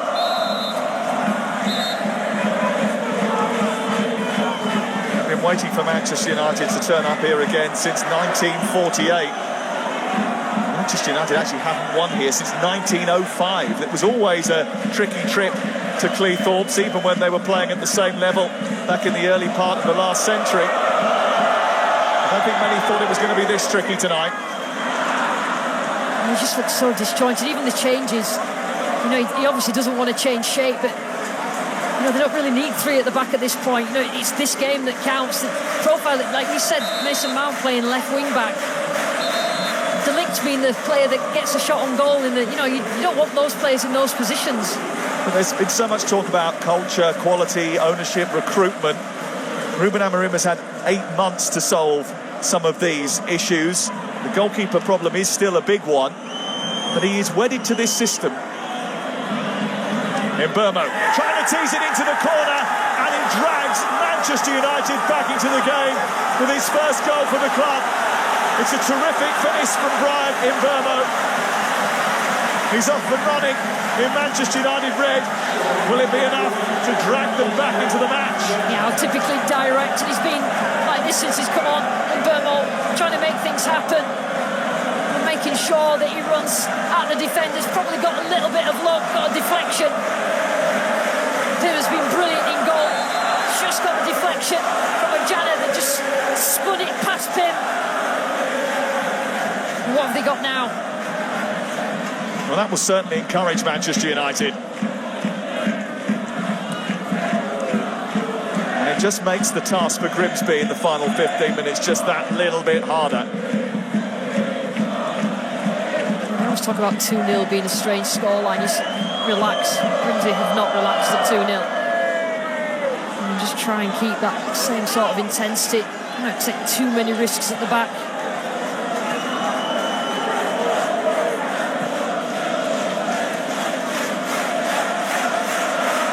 Manchester United have given themselves a chance to save themselves now. The goal forces a penalty shootout.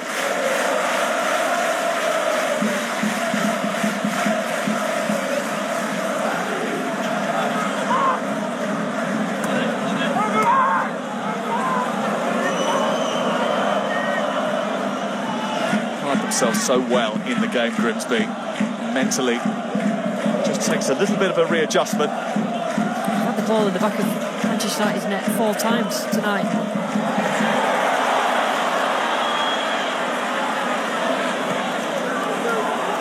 Ahmad. Cunha wants it played early. It's gone to Bruno Fernandes instead. Back to Ahmad. It's far too deep. Ahmad will try and keep it alive, but can't. Yeah, United fans behind that goal, just going to desperately want their team to have a little bit of sustained pressure. Just letting Grimsby off the hook. Mariners' best runs in this competition were a long time ago, 3-time quarter-finalists, but the last of those excursions came 40 years ago. They've had some scalps in their time.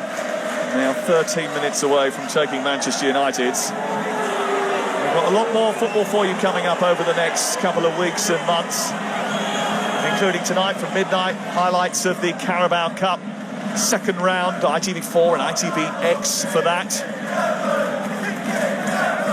2 England games over the international break for you, starting with Andorra Saturday night, 6th of September, 4 p.m. And then we're off to Serbia to see how Thomas Tuchel gets on in Belgrade. That's Tuesday the 9th of September. That starts at 7 o'clock. And we've got loads of EFL football for you to come as well, including a massive South Coast derby, Sunday the 14th of September on ITV1. Southampton against Portsmouth. And believe me, that is a proper grudge match.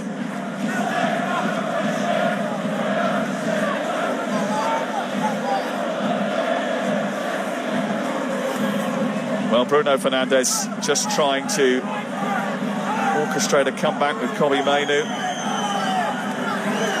Issue here for Rodgers over on the far side. Martel thinking about making a change, and he's now doing that. Rodgers is going to have to come off. He's replaced by Reece Staunton.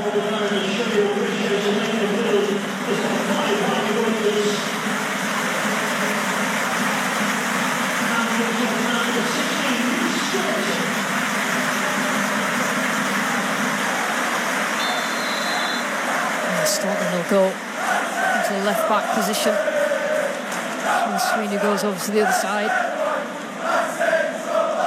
Staunton started a handful of games in the league already this season, hasn't he? At left back, he signed in the summer from Spennymoor Town. He does love to get forward and supplement the attack, but maybe his job tonight might be defending. Bruno Fernandes' job is defending here. Maccabi does have the pace. He's just gone a little bit too early. Good substitution. He would have probably expected to start, but he can make an impact.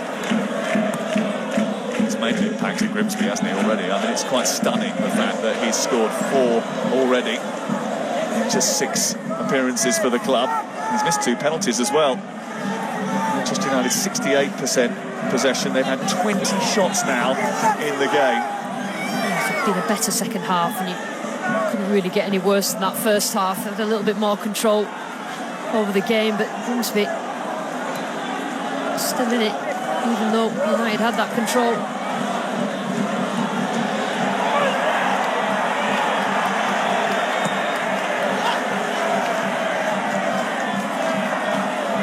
Fernandes.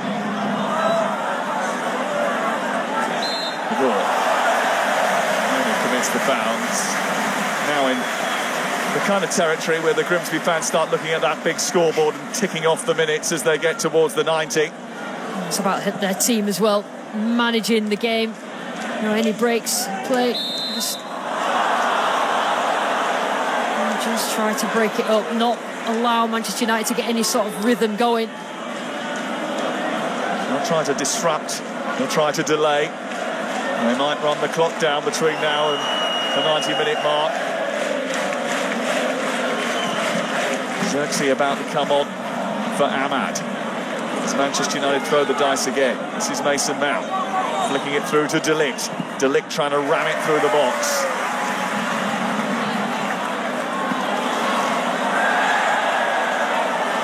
Berners giving it back to Mount. He's giving him a bit of a time, but Berners stuck to the task.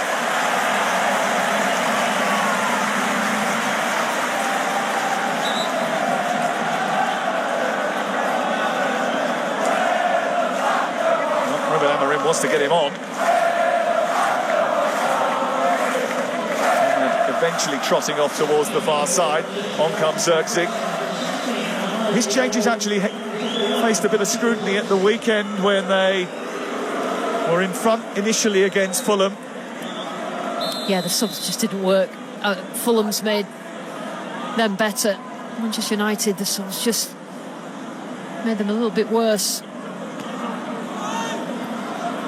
Xerxes trying to cause problems immediately after his introduction. It's away by Corey. This is Mainu.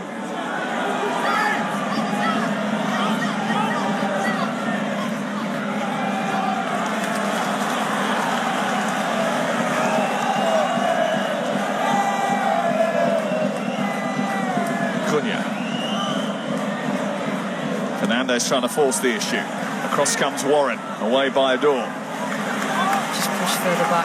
Grimsby, some tired legs out there. Mount. Cunha trying to get there. Bodies being thrown in front of Manchester United red jerseys, and the free kick goes in Grimsby's direction. And there's another moment to suck in some oxygen for that tired Grimsby defence.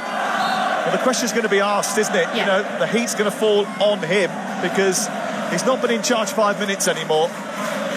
Yeah, and the way that he sets up his team doesn't produce the chances that they should do. It doesn't work. The way that they play doesn't work, because the stats tell you that about the quality of the chances and who they fall to, and the profile of the players within it.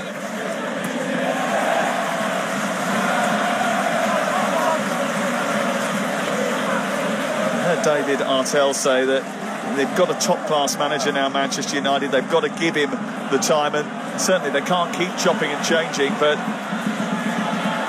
he might have to change a little bit in order to get the best out of this Manchester United squad.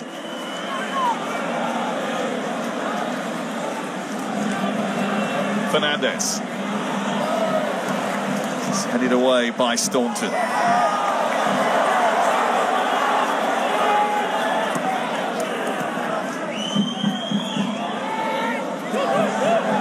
Janet's just slipped, and it's come through to Šeško, who's recovered just about.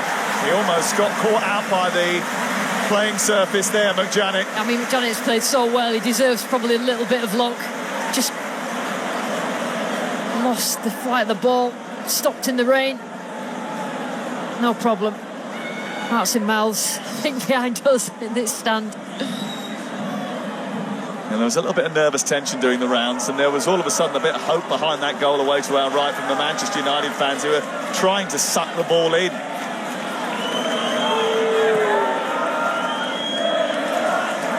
Xerxes.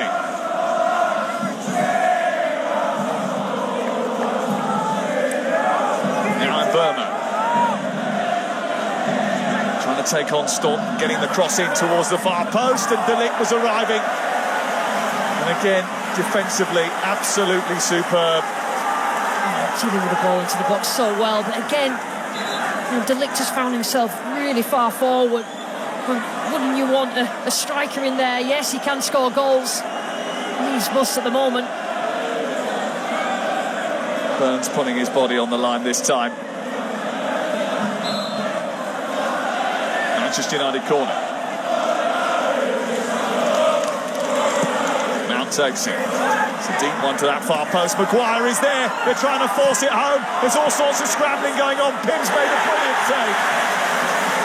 Well, his first save was brilliant. He then sits on the ball.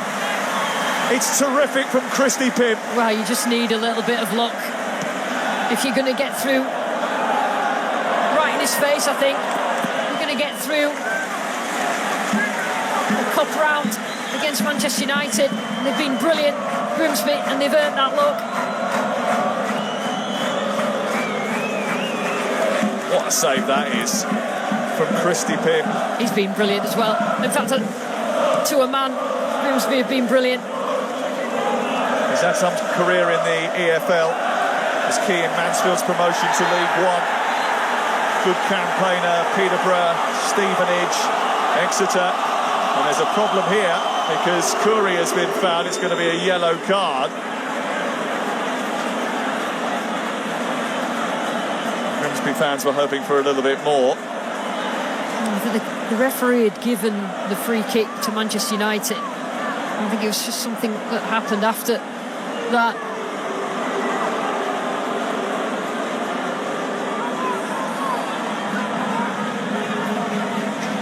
Nothing more than a yellow card doing there, I'm afraid.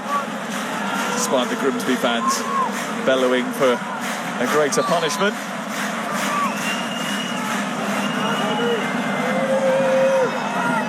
press. Teeing that up towards Maguire again, who's such a handful inside the box, isn't he? Often come to Manchester United's rescue. Can he come to Manchester United's rescue again? Cunha wins the corner. Brown just couldn't get it out of his feet on the edge of the area. Facing another corner. 2.5 minutes away from a Grimsby victory. Can Manchester United get on terms and force a penalty shootout? Mount. Well, there was a bit of pushing and shoving going on, and Tony Harrington has stopped the game.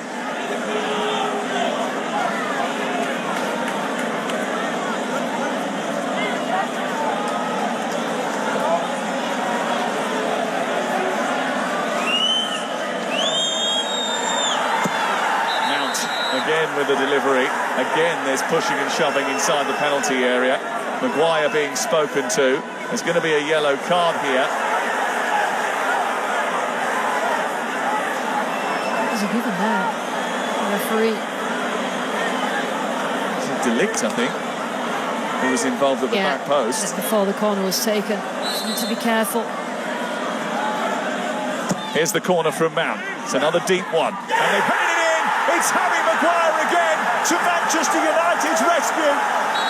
So many times he's had to stand up in these moments and pull them out of the fire. It's heartbreak for Grimsby, but it's another big Manchester United moment from Maguire. Well, the pressure had been building, hadn't it? They'd had corner after corner and lucky not to score in the last one. Tim had been excellent all night with just enough power in the header from Maguire. Huge celebrations behind that goal, but the Manchester United players quickly get back into position.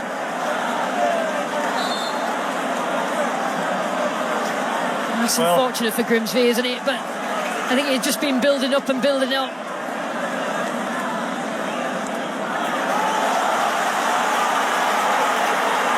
What a night. How on earth have his team dragged themselves back in? How did they get themselves into the position in the first place? That will probably be the question on everyone's lips tomorrow.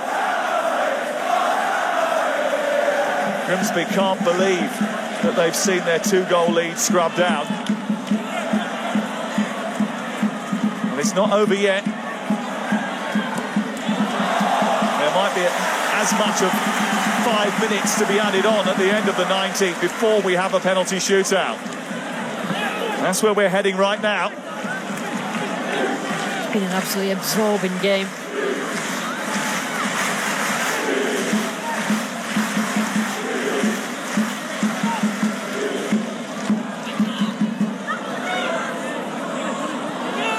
Staunton.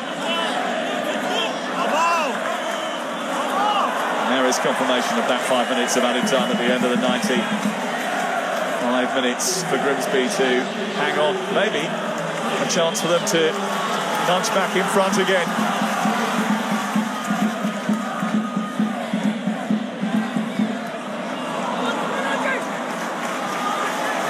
Well, what must they be feeling now? I mean, they've given everything, haven't they, Grimsby? You know, he knew that high energy couldn't last the whole of the game. He's tried to make subs, Dave Artell. Manchester United, just a little bit of pressure and quality showed in the end. The last time Manchester United went out of this stage, they got off to a start as bad as this 11 years ago under Louis van Gaal. Here is Cunha trying to stop that. Almost came through to Mainu. It's cleared away by Grimsby. Cavia trying to outpace Maguire. He might just get there as well. Maguire does brilliantly. Just shut off the angle. Certainly a tester of the hamstrings for Harry Maguire there. Managed to just hold off Cavia. Mainu. Now Mason Mount. Aiming towards Xerxes. McJanet is there. It's another United corner. Just asking question after question. Throwing the ball into the box.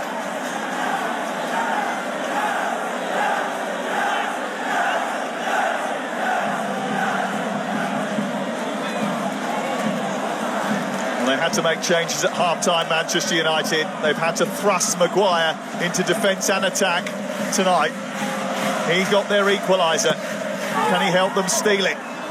It's aimed towards him again. It went over De Ligt's head, and then Mainu couldn't quite keep it under control. Every time it's just whipped in, it's causing problems for Grimsby. And they just couldn't get a hold of it. And they take this to penalties. Grimsby, they have done wonderfully well all evening. Well, is this the turning point? And I think the pass here from Maguire, he meant to play that. Does it reset the phase of play if he deliberately attempts to play the ball? He did have a chance to clear it, yes. He just didn't do it very well. Yeah, he made an error with a attempted clearance. And they think it's a Grimsby ball. Absolutely, 100%. Artell was convinced that was the case. It's getting a bit spicy on the bench. Fourth official's getting it in the neck as well, David Webb.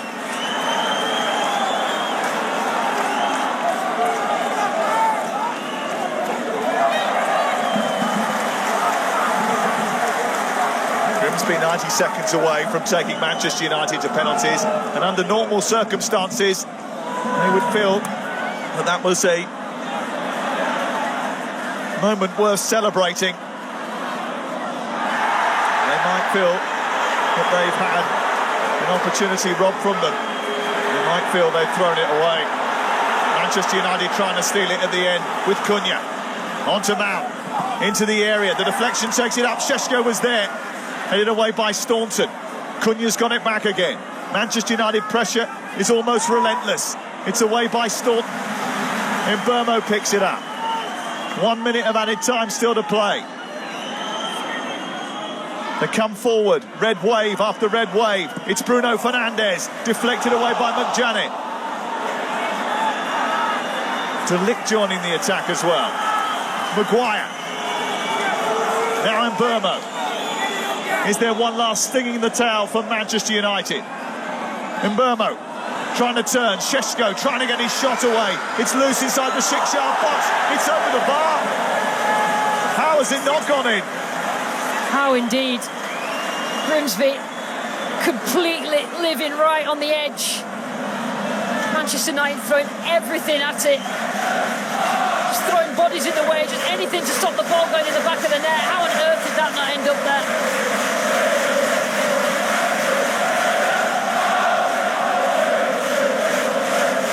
De Ligt again, finding himself right in front of goal. How many times has he found himself in front of goal, De Ligt? Well, Benjamin Šeško, Mbeumo and Cunha are all on the field, but still they can't get past Grimsby. It's a feature of this competition that there are a high proportion of penalty shootouts, but who predicted this? Penalties from Blundell Park are coming next. Grimsby 2, United 2.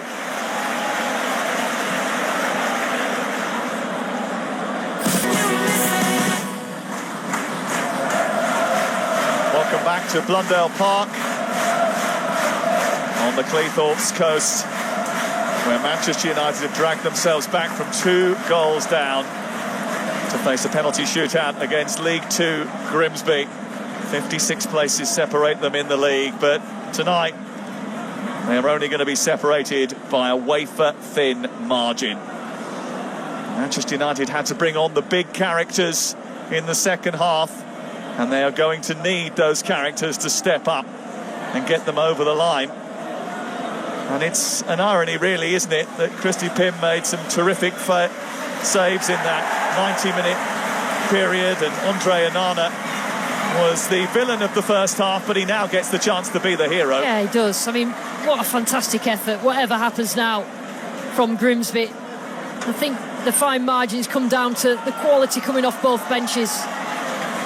The quality coming off Manchester United's bench, obviously, is a little bit of higher quality than Grimsby's, and I think that was what told in the end. He has saved some penalties in European competition, dramatic moments. Bruno Fernandes missed the penalty at the weekend. 2 goalkeepers being given their instructions from Tony Harrington. Nothing quite concentrates the mind like a penalty shootout in a cup competition. And first up is Jays Cabia, the new signing from Truro, who has taken 4 penalties already this season for Grimsby Town. He's scored 2 and missed 2. Yeah, I think he's missed his last 2. Is that right? And one saved at the weekend. He is first up in front of the Grimsby supporters.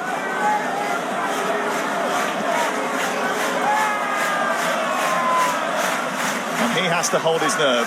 He was playing in National League South last year.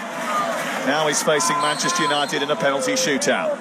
It's Jace Cabia for Grimsby. It's in, just about. Anana got a little touch to it, but couldn't keep it out. And Grimsby take the lead in the shootout. Just went for the power. Cabia missed his last penalty, just making sure. Neil gave Onana a chance. Good start. 19 goals last season for Bruno Fernandes, but since his debut, no one has missed more Premier League penalties than the Manchester United captain.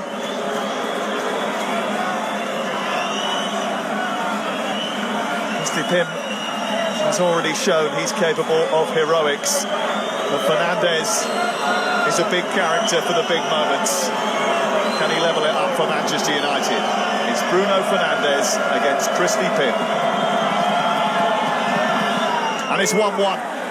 And it's an expert penalty from Manchester United's captain. Now showed real quality there.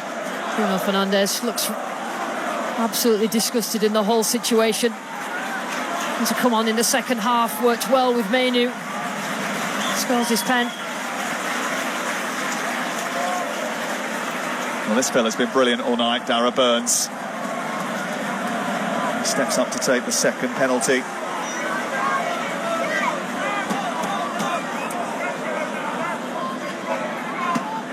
He's having a bit of trouble trying to put it on the spot. He's taken his time to place it. He's taken a big run up. It's Dara Burns. And it's a super finish. I didn't expect anything less from Dara Burns, the way he's performed tonight, the confidence he must have. A well-crafted penalty.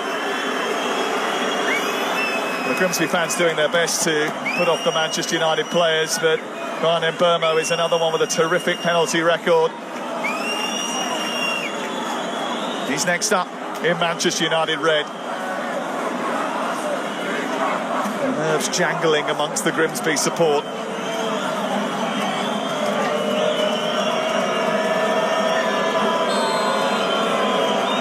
Summer signing Brian Mbermo, who scored the first United goal in the game.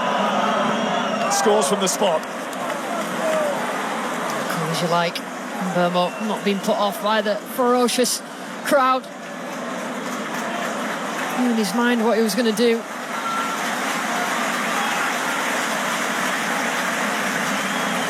Celebrations from the Manchester United ranks as Mbermo walks back to the halfway line. Clark Ador's only been in the building for 24 hours, signed on loan from Bradford. Big moment for him, coming into the club.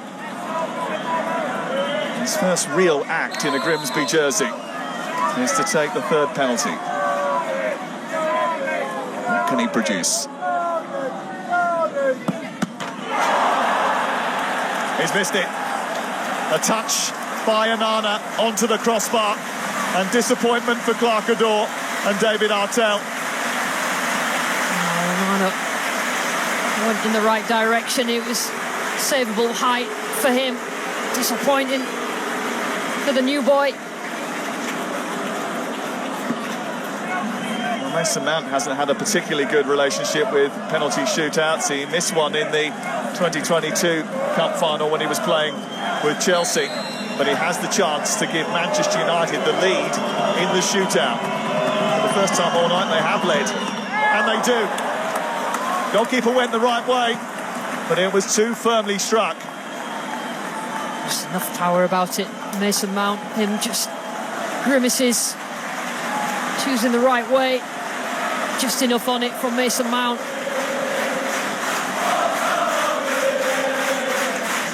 Reece Staunton, who came off the bench in the second half, is the next one to step up for Grimsby, who need to ensure that they keep in touch with Manchester United to give Christy Pym the chance.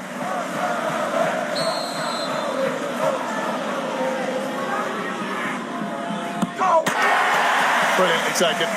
Under real pressure there, Reece Staunton, and he held his nerve superbly. Strokes it home. Perfect. Left-footed pass into the back of the net. That's a big moment for Diego Dalot. If he scores, he puts real pressure on Grimsby Town. But any slip up and the momentum will change hands. He can strike them. It's Diego Dalot with a straight run up for Manchester United against Christy Pym at a crucial point in the shootout. It's Dalot, it's beautifully converted by the Portuguese. And Grimsby have to score to stay in the Carabao Cup. Yeah, 4 quality penalties from Manchester United. Just put real pressure now on Grimsby and on Henry Brown. Henry Brown has been at the club since he was an 8-year-old. He is 18. He's only just signed his first professional contract. He came off the bench, and now he's got to score to keep them in the cup. It's Brown. Excellent. No nerves at all. Love it from the young man. And tonight has been a success for Grimsby.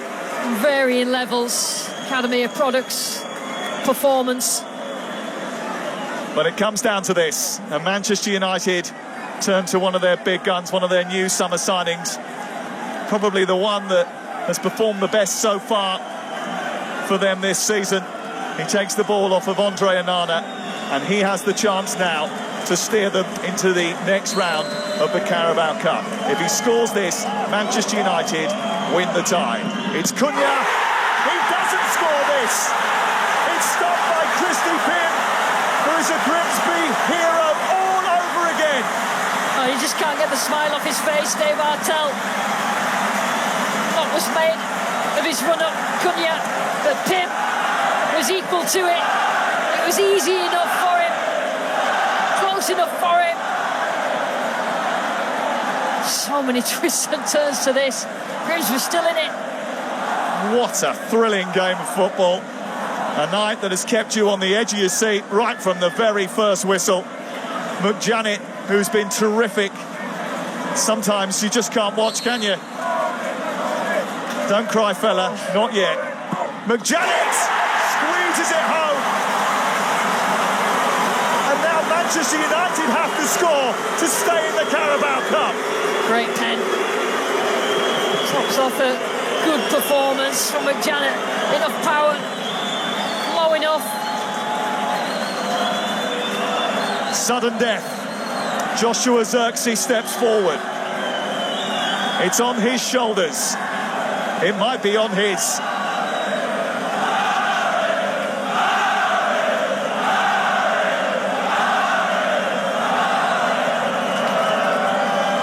Josh Zirkzee for Manchester United has to score. Must score, otherwise they're out. It's Zirkzee. He does score, and he thumped that. It was venomous from Zirkzee. Emphatic finish from Zirkzee. Under pressure. Back to square one again.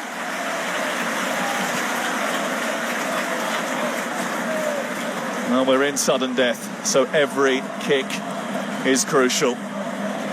Geza Toure steps up for Grimsby, another substitute to face Andre Onana. Adrenaline pumping through the veins. Can he hold his nerve? It's Toure for Grimsby. You bet he can. Last that. Toure under real pressure. Put himself forward and wasn't picked for the initial 5. No problem. And we are into that territory where Those who didn't put their hand up initially are asked to take.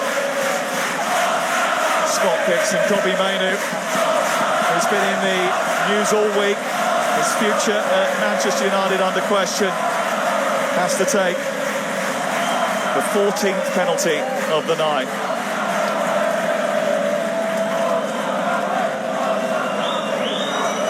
He knows what is at stake.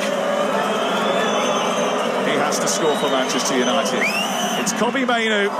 He does score for Manchester United, and he powered that home. Yeah, no doubt. Kobbie Mainoo, one of the driving force in the second half, proves he can play with Bruno Fernandes as well. That's key. Can't watch Ruben Amorim.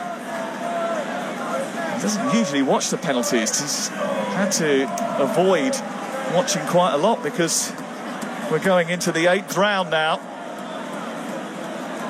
Sweeney, Jaden Sweeney, left back and right back tonight, has to take one.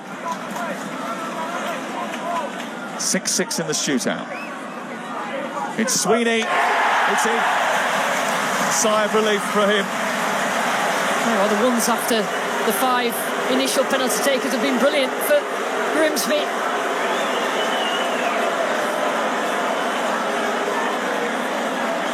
Well, he rescued them right at the very last, Harry Maguire.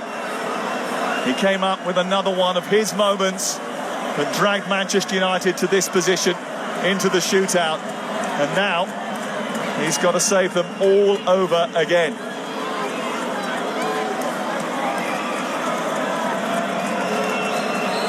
You know what he's going to do? He's going to thump it. It's Harry Maguire to keep United in the Carabao Cup. It's Maguire. What a penalty. Great penalty. Maguire, what a strike. And we go on. It might be going on all night the way this is going. Some good pens. Evan Curry, former West Ham United academy product, is part of the squad that produced some FA Cup heroics, reaching the quarter-finals back in 2023. Got the winner against Walsall in August. Now faces Andre Onana. And it's in. Again, Onana gets something to it, but not quite enough. There's just enough power, isn't there, from Curry? Wasn't expecting to take a penalty, now everybody's expecting to take one. And the pressure just goes from one side to the other, got something on it. Well, he was involved in the thick of the action right at the very end of the game, Matthijs de Ligt. He almost scored with the last kick of it.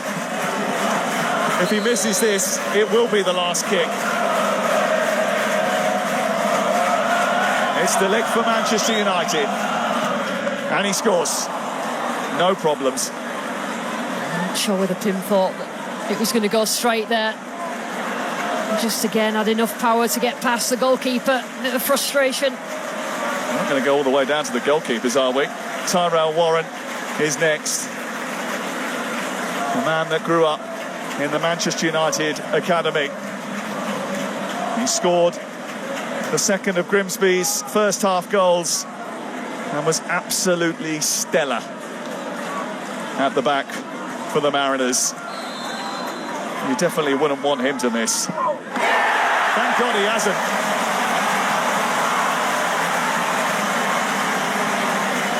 Maybe no one will. He's going to be here all night. This crowd won't mind. Well, I'm a little bit surprised that it's taken us this long to get to the star striker. Benjamin Šeško walks up to take Manchester United's 10th penalty of the night.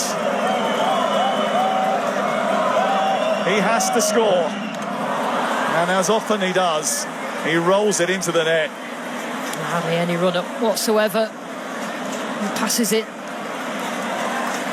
Didn't guess it's the wrong way. He's gone left quite a lot. Didn't do that time. It's going to be the goalies that have to take it.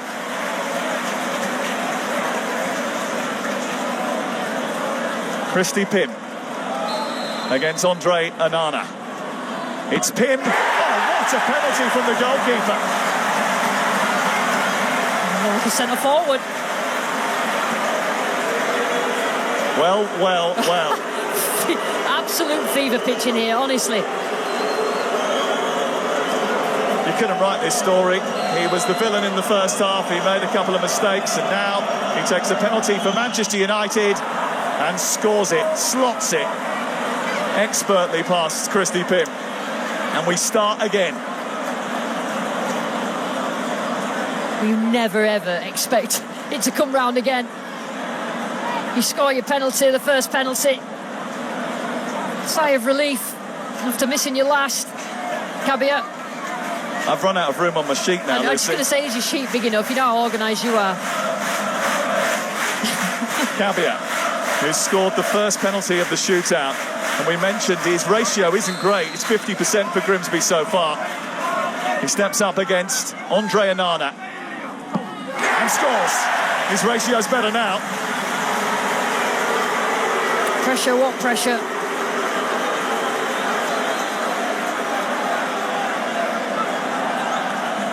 (11-10) in the shootout. This is madness. This is the 24th penalty.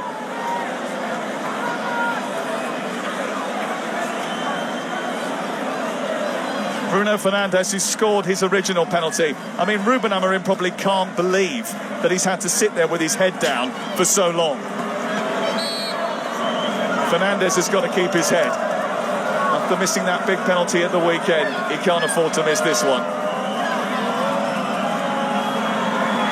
It's Fernandes, nerves of steel. No doubt. There'll be some good penalties. He can afford a smile there, Bruno Fernandes.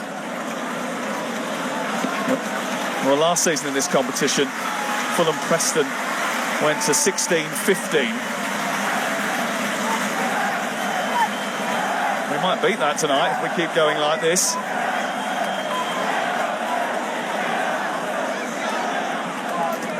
Dara Burns, the next cab off the rank. Already scored one penalty, didn't think he'd have to do it again so quickly. He has. Just about. He's got his hand to a few, Onana. Can't quite believe it. It's such a shame that somebody is going to miss. Well, no one's blinking. Everybody is delivering. The noise levels turned up by the Grimsby fans. The pressure is all on Manchester United because every time Grimsby score, Manchester United have to respond. Mbeumo's already put one away. Which side is he going to go this time? He's going to hit the bar! Oh, they're out! Manchester United might be a big fish, but they are used to dealing with those around here. Grimsby Town have reeled them in. Look at the scenes of joy. Look what it means to the people of this town. It's one of the biggest giant killing acts in League Cup history. Just look at it. Feel it. This team have fought and scrapped. They've outworked their opponent, and they would not let Manchester United off the hook. It's been 77 years since Manchester United last came to Blundell Park. They will hope it's a very long time until they see this place again. He was a hero. They were all heroes tonight. And after a summer of spending, many of United's troubles was supposed to be behind them. But there's still plenty more creases to iron out, Lucy Ward. Oh, unadulterated joy in this stadium. Absolutely incredible. You know what? Grimsby deserve it. They were brilliant from minute one, and they just kept at it. They stayed in the game when it went to 2-2, and then they just kept the nerve in the penalty shootout. What a result for Dave Artell. What a result for Dave Artell. What an experience for those players. Harry the Haddocks being thrown around Blundell Park. There have been some shock results in the Carabao Cup this week, but the team from the fishing village on the edge of the North Sea, Grimsby Town, have caught a whopper. Full time at Blundell Park. It's going to be difficult to clear this lot. It's finished. Grimsby Town 2, Manchester United 2. Somehow Grimsby have won 12-11 on penalties. Stick with us for the reaction.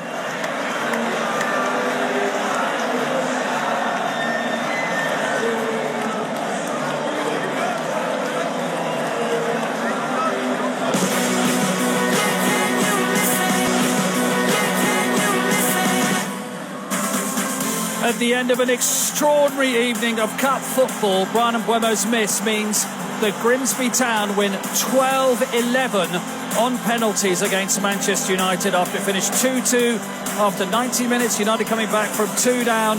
So many penalty takers. We went all the way through the 11 and the goalkeepers and started all over again. Louis Sahar and Danny Collins with us. Danny, for Grimsby Town, what a fabulous night. What a match. What a 90 minutes and penalties. Oh, unbelievable, wasn't it? You picked the right one. No, I think, going off first half alone for the effort, and they controlled a lot of the play in that first half and went in at the break, obviously 2 goals to the good. Yes, United come out second half, made a lot of changes and got on top. Grimsby got tired as the game wore on, so you could probably argue United deserved to take it to penalties, but fantastic. And what a save from Christy Pym there down to his left-hand side from Bruno. Fantastic save, and yeah, fantastic for the club. Yeah, they deserved it, and the fans have got their moment on the pitch as well. Yep, there we are. I knew there'd be a sign saying this. United get battered. They would say that in the home of the fishing industry here in Lincolnshire. That certainly for Manchester United, they go home and they wonder, Louis, where they go from here, because it was all them in the second half. Although there was a controversial goal disallowed which would have made it 3-0, which would have obviously have been game over there. What's your quick views on United? Yeah, it's a shocker. I think that definitely that's Grimsby night, and you have to congratulate them. They made it very difficult in the first half, scoring those goals. Okay, by mistakes of like the players, but at the end it's like an invitation. All the time United invite those kind of performances against them, and this is not normal. And this is why I think they are in this situation. They really have to regroup. It's not about just concentration. There is like a lot of work to do. Amorim know that he hasn't made mistakes, but tonight let's just think about those fans. Absolutely. Yeah. And Kieran Green, the Grimsby player, with Gabriel Clark. Yeah, we've got Kieran, the captain, and we've got Terrell. What a night for Grimsby Town. It's unbelievable. I think that it'll be one that'll live in the history of this club for a long time. I know a lot of the fans were really looking forward to it. We were looking forward to it, so it's one that'll stick around forever, I can imagine. Terrell, as a former Manchester United player, sum up your night. Amazing, surreal, really. Lost for words. First ever Grimsby goal. What a time for it. Is it? Oh, yeah. Yeah, it was. For a long time coming. We were getting in the areas to score. I personally think I should score more goals, but yeah, a great time to score. And what about that penalty shootout? It was dragging on. It was cold out there as well. I was shivering. I was last to take my pen. I just wanted to score and keep the tie going. What kept the team going when it's pulled back to 2-1 and then obviously United get that late goal? You've gone through so many different types of emotions, I imagine, this evening. Yeah, I think that obviously we went 2-0 up and everyone was like probably a bit surprised to be in that situation, but I know they've come back from 2-2 and it's 2-2, but let's have it right. We'd have took 2-2 going into the death, so 2-2, them getting the equaliser at the end, that's a win. Like, we're still the team that are like winning at that point. We'd have took that going into the end of the game, and obviously going into the penalty shootout, the gaffer had said to us that, like, lads, all the pressure is on them, and it was really. And if there's one quality you had tonight, maybe that Manchester United couldn't quite match, what was it? Just resilience, really. Like, the season we've had to come from behind, hold leads, we know what to do when it's getting tough. So when it was 2-1, 2-2, we never gave up. We wanted to get something out of the game. Like, it come this far in the game. We didn't want to leave here with nothing. Guys, a night that Grimsby Town fans will never, ever forget. Congratulations. Thank you very much, Gabriel. Thank you. Thank you very much. Well, I was watching the penalty shootout from level with the 18-yard area, and I said to a steward next to me, the goalkeeper's down, he looks so exhausted mentally. The only way this is going to end is when someone hits the post. I'm not claiming to be the world's greatest gambler. I'm really not. But we've watched a lot of football. You thought someone's going to have to miss. And rather down than to that in the end. Exactly that. Yeah, Brian Mbeumo, second time round, he probably thinks I've done my job, in his first penalty. But the keepers did look exhausted, and we're watching it in there, and we're thinking, is this going to end? But overall, you would say it's gone the right way, really. Going back to that first half, I thought Grimsby were excellent, pressed United, controlled for long periods, went in 2 goals to the good, and as you say, that third one, which we've looked at, probably should have stood. Yeah, absolutely. So maybe they just about edged it, they just about deserved it. More reaction to come from after the break. Where do Manchester United go from here after that? But it's Grimsby Town's night in Cleethorpes. Harry the Haddock and everybody else of a Grimsby persuasion are loving it.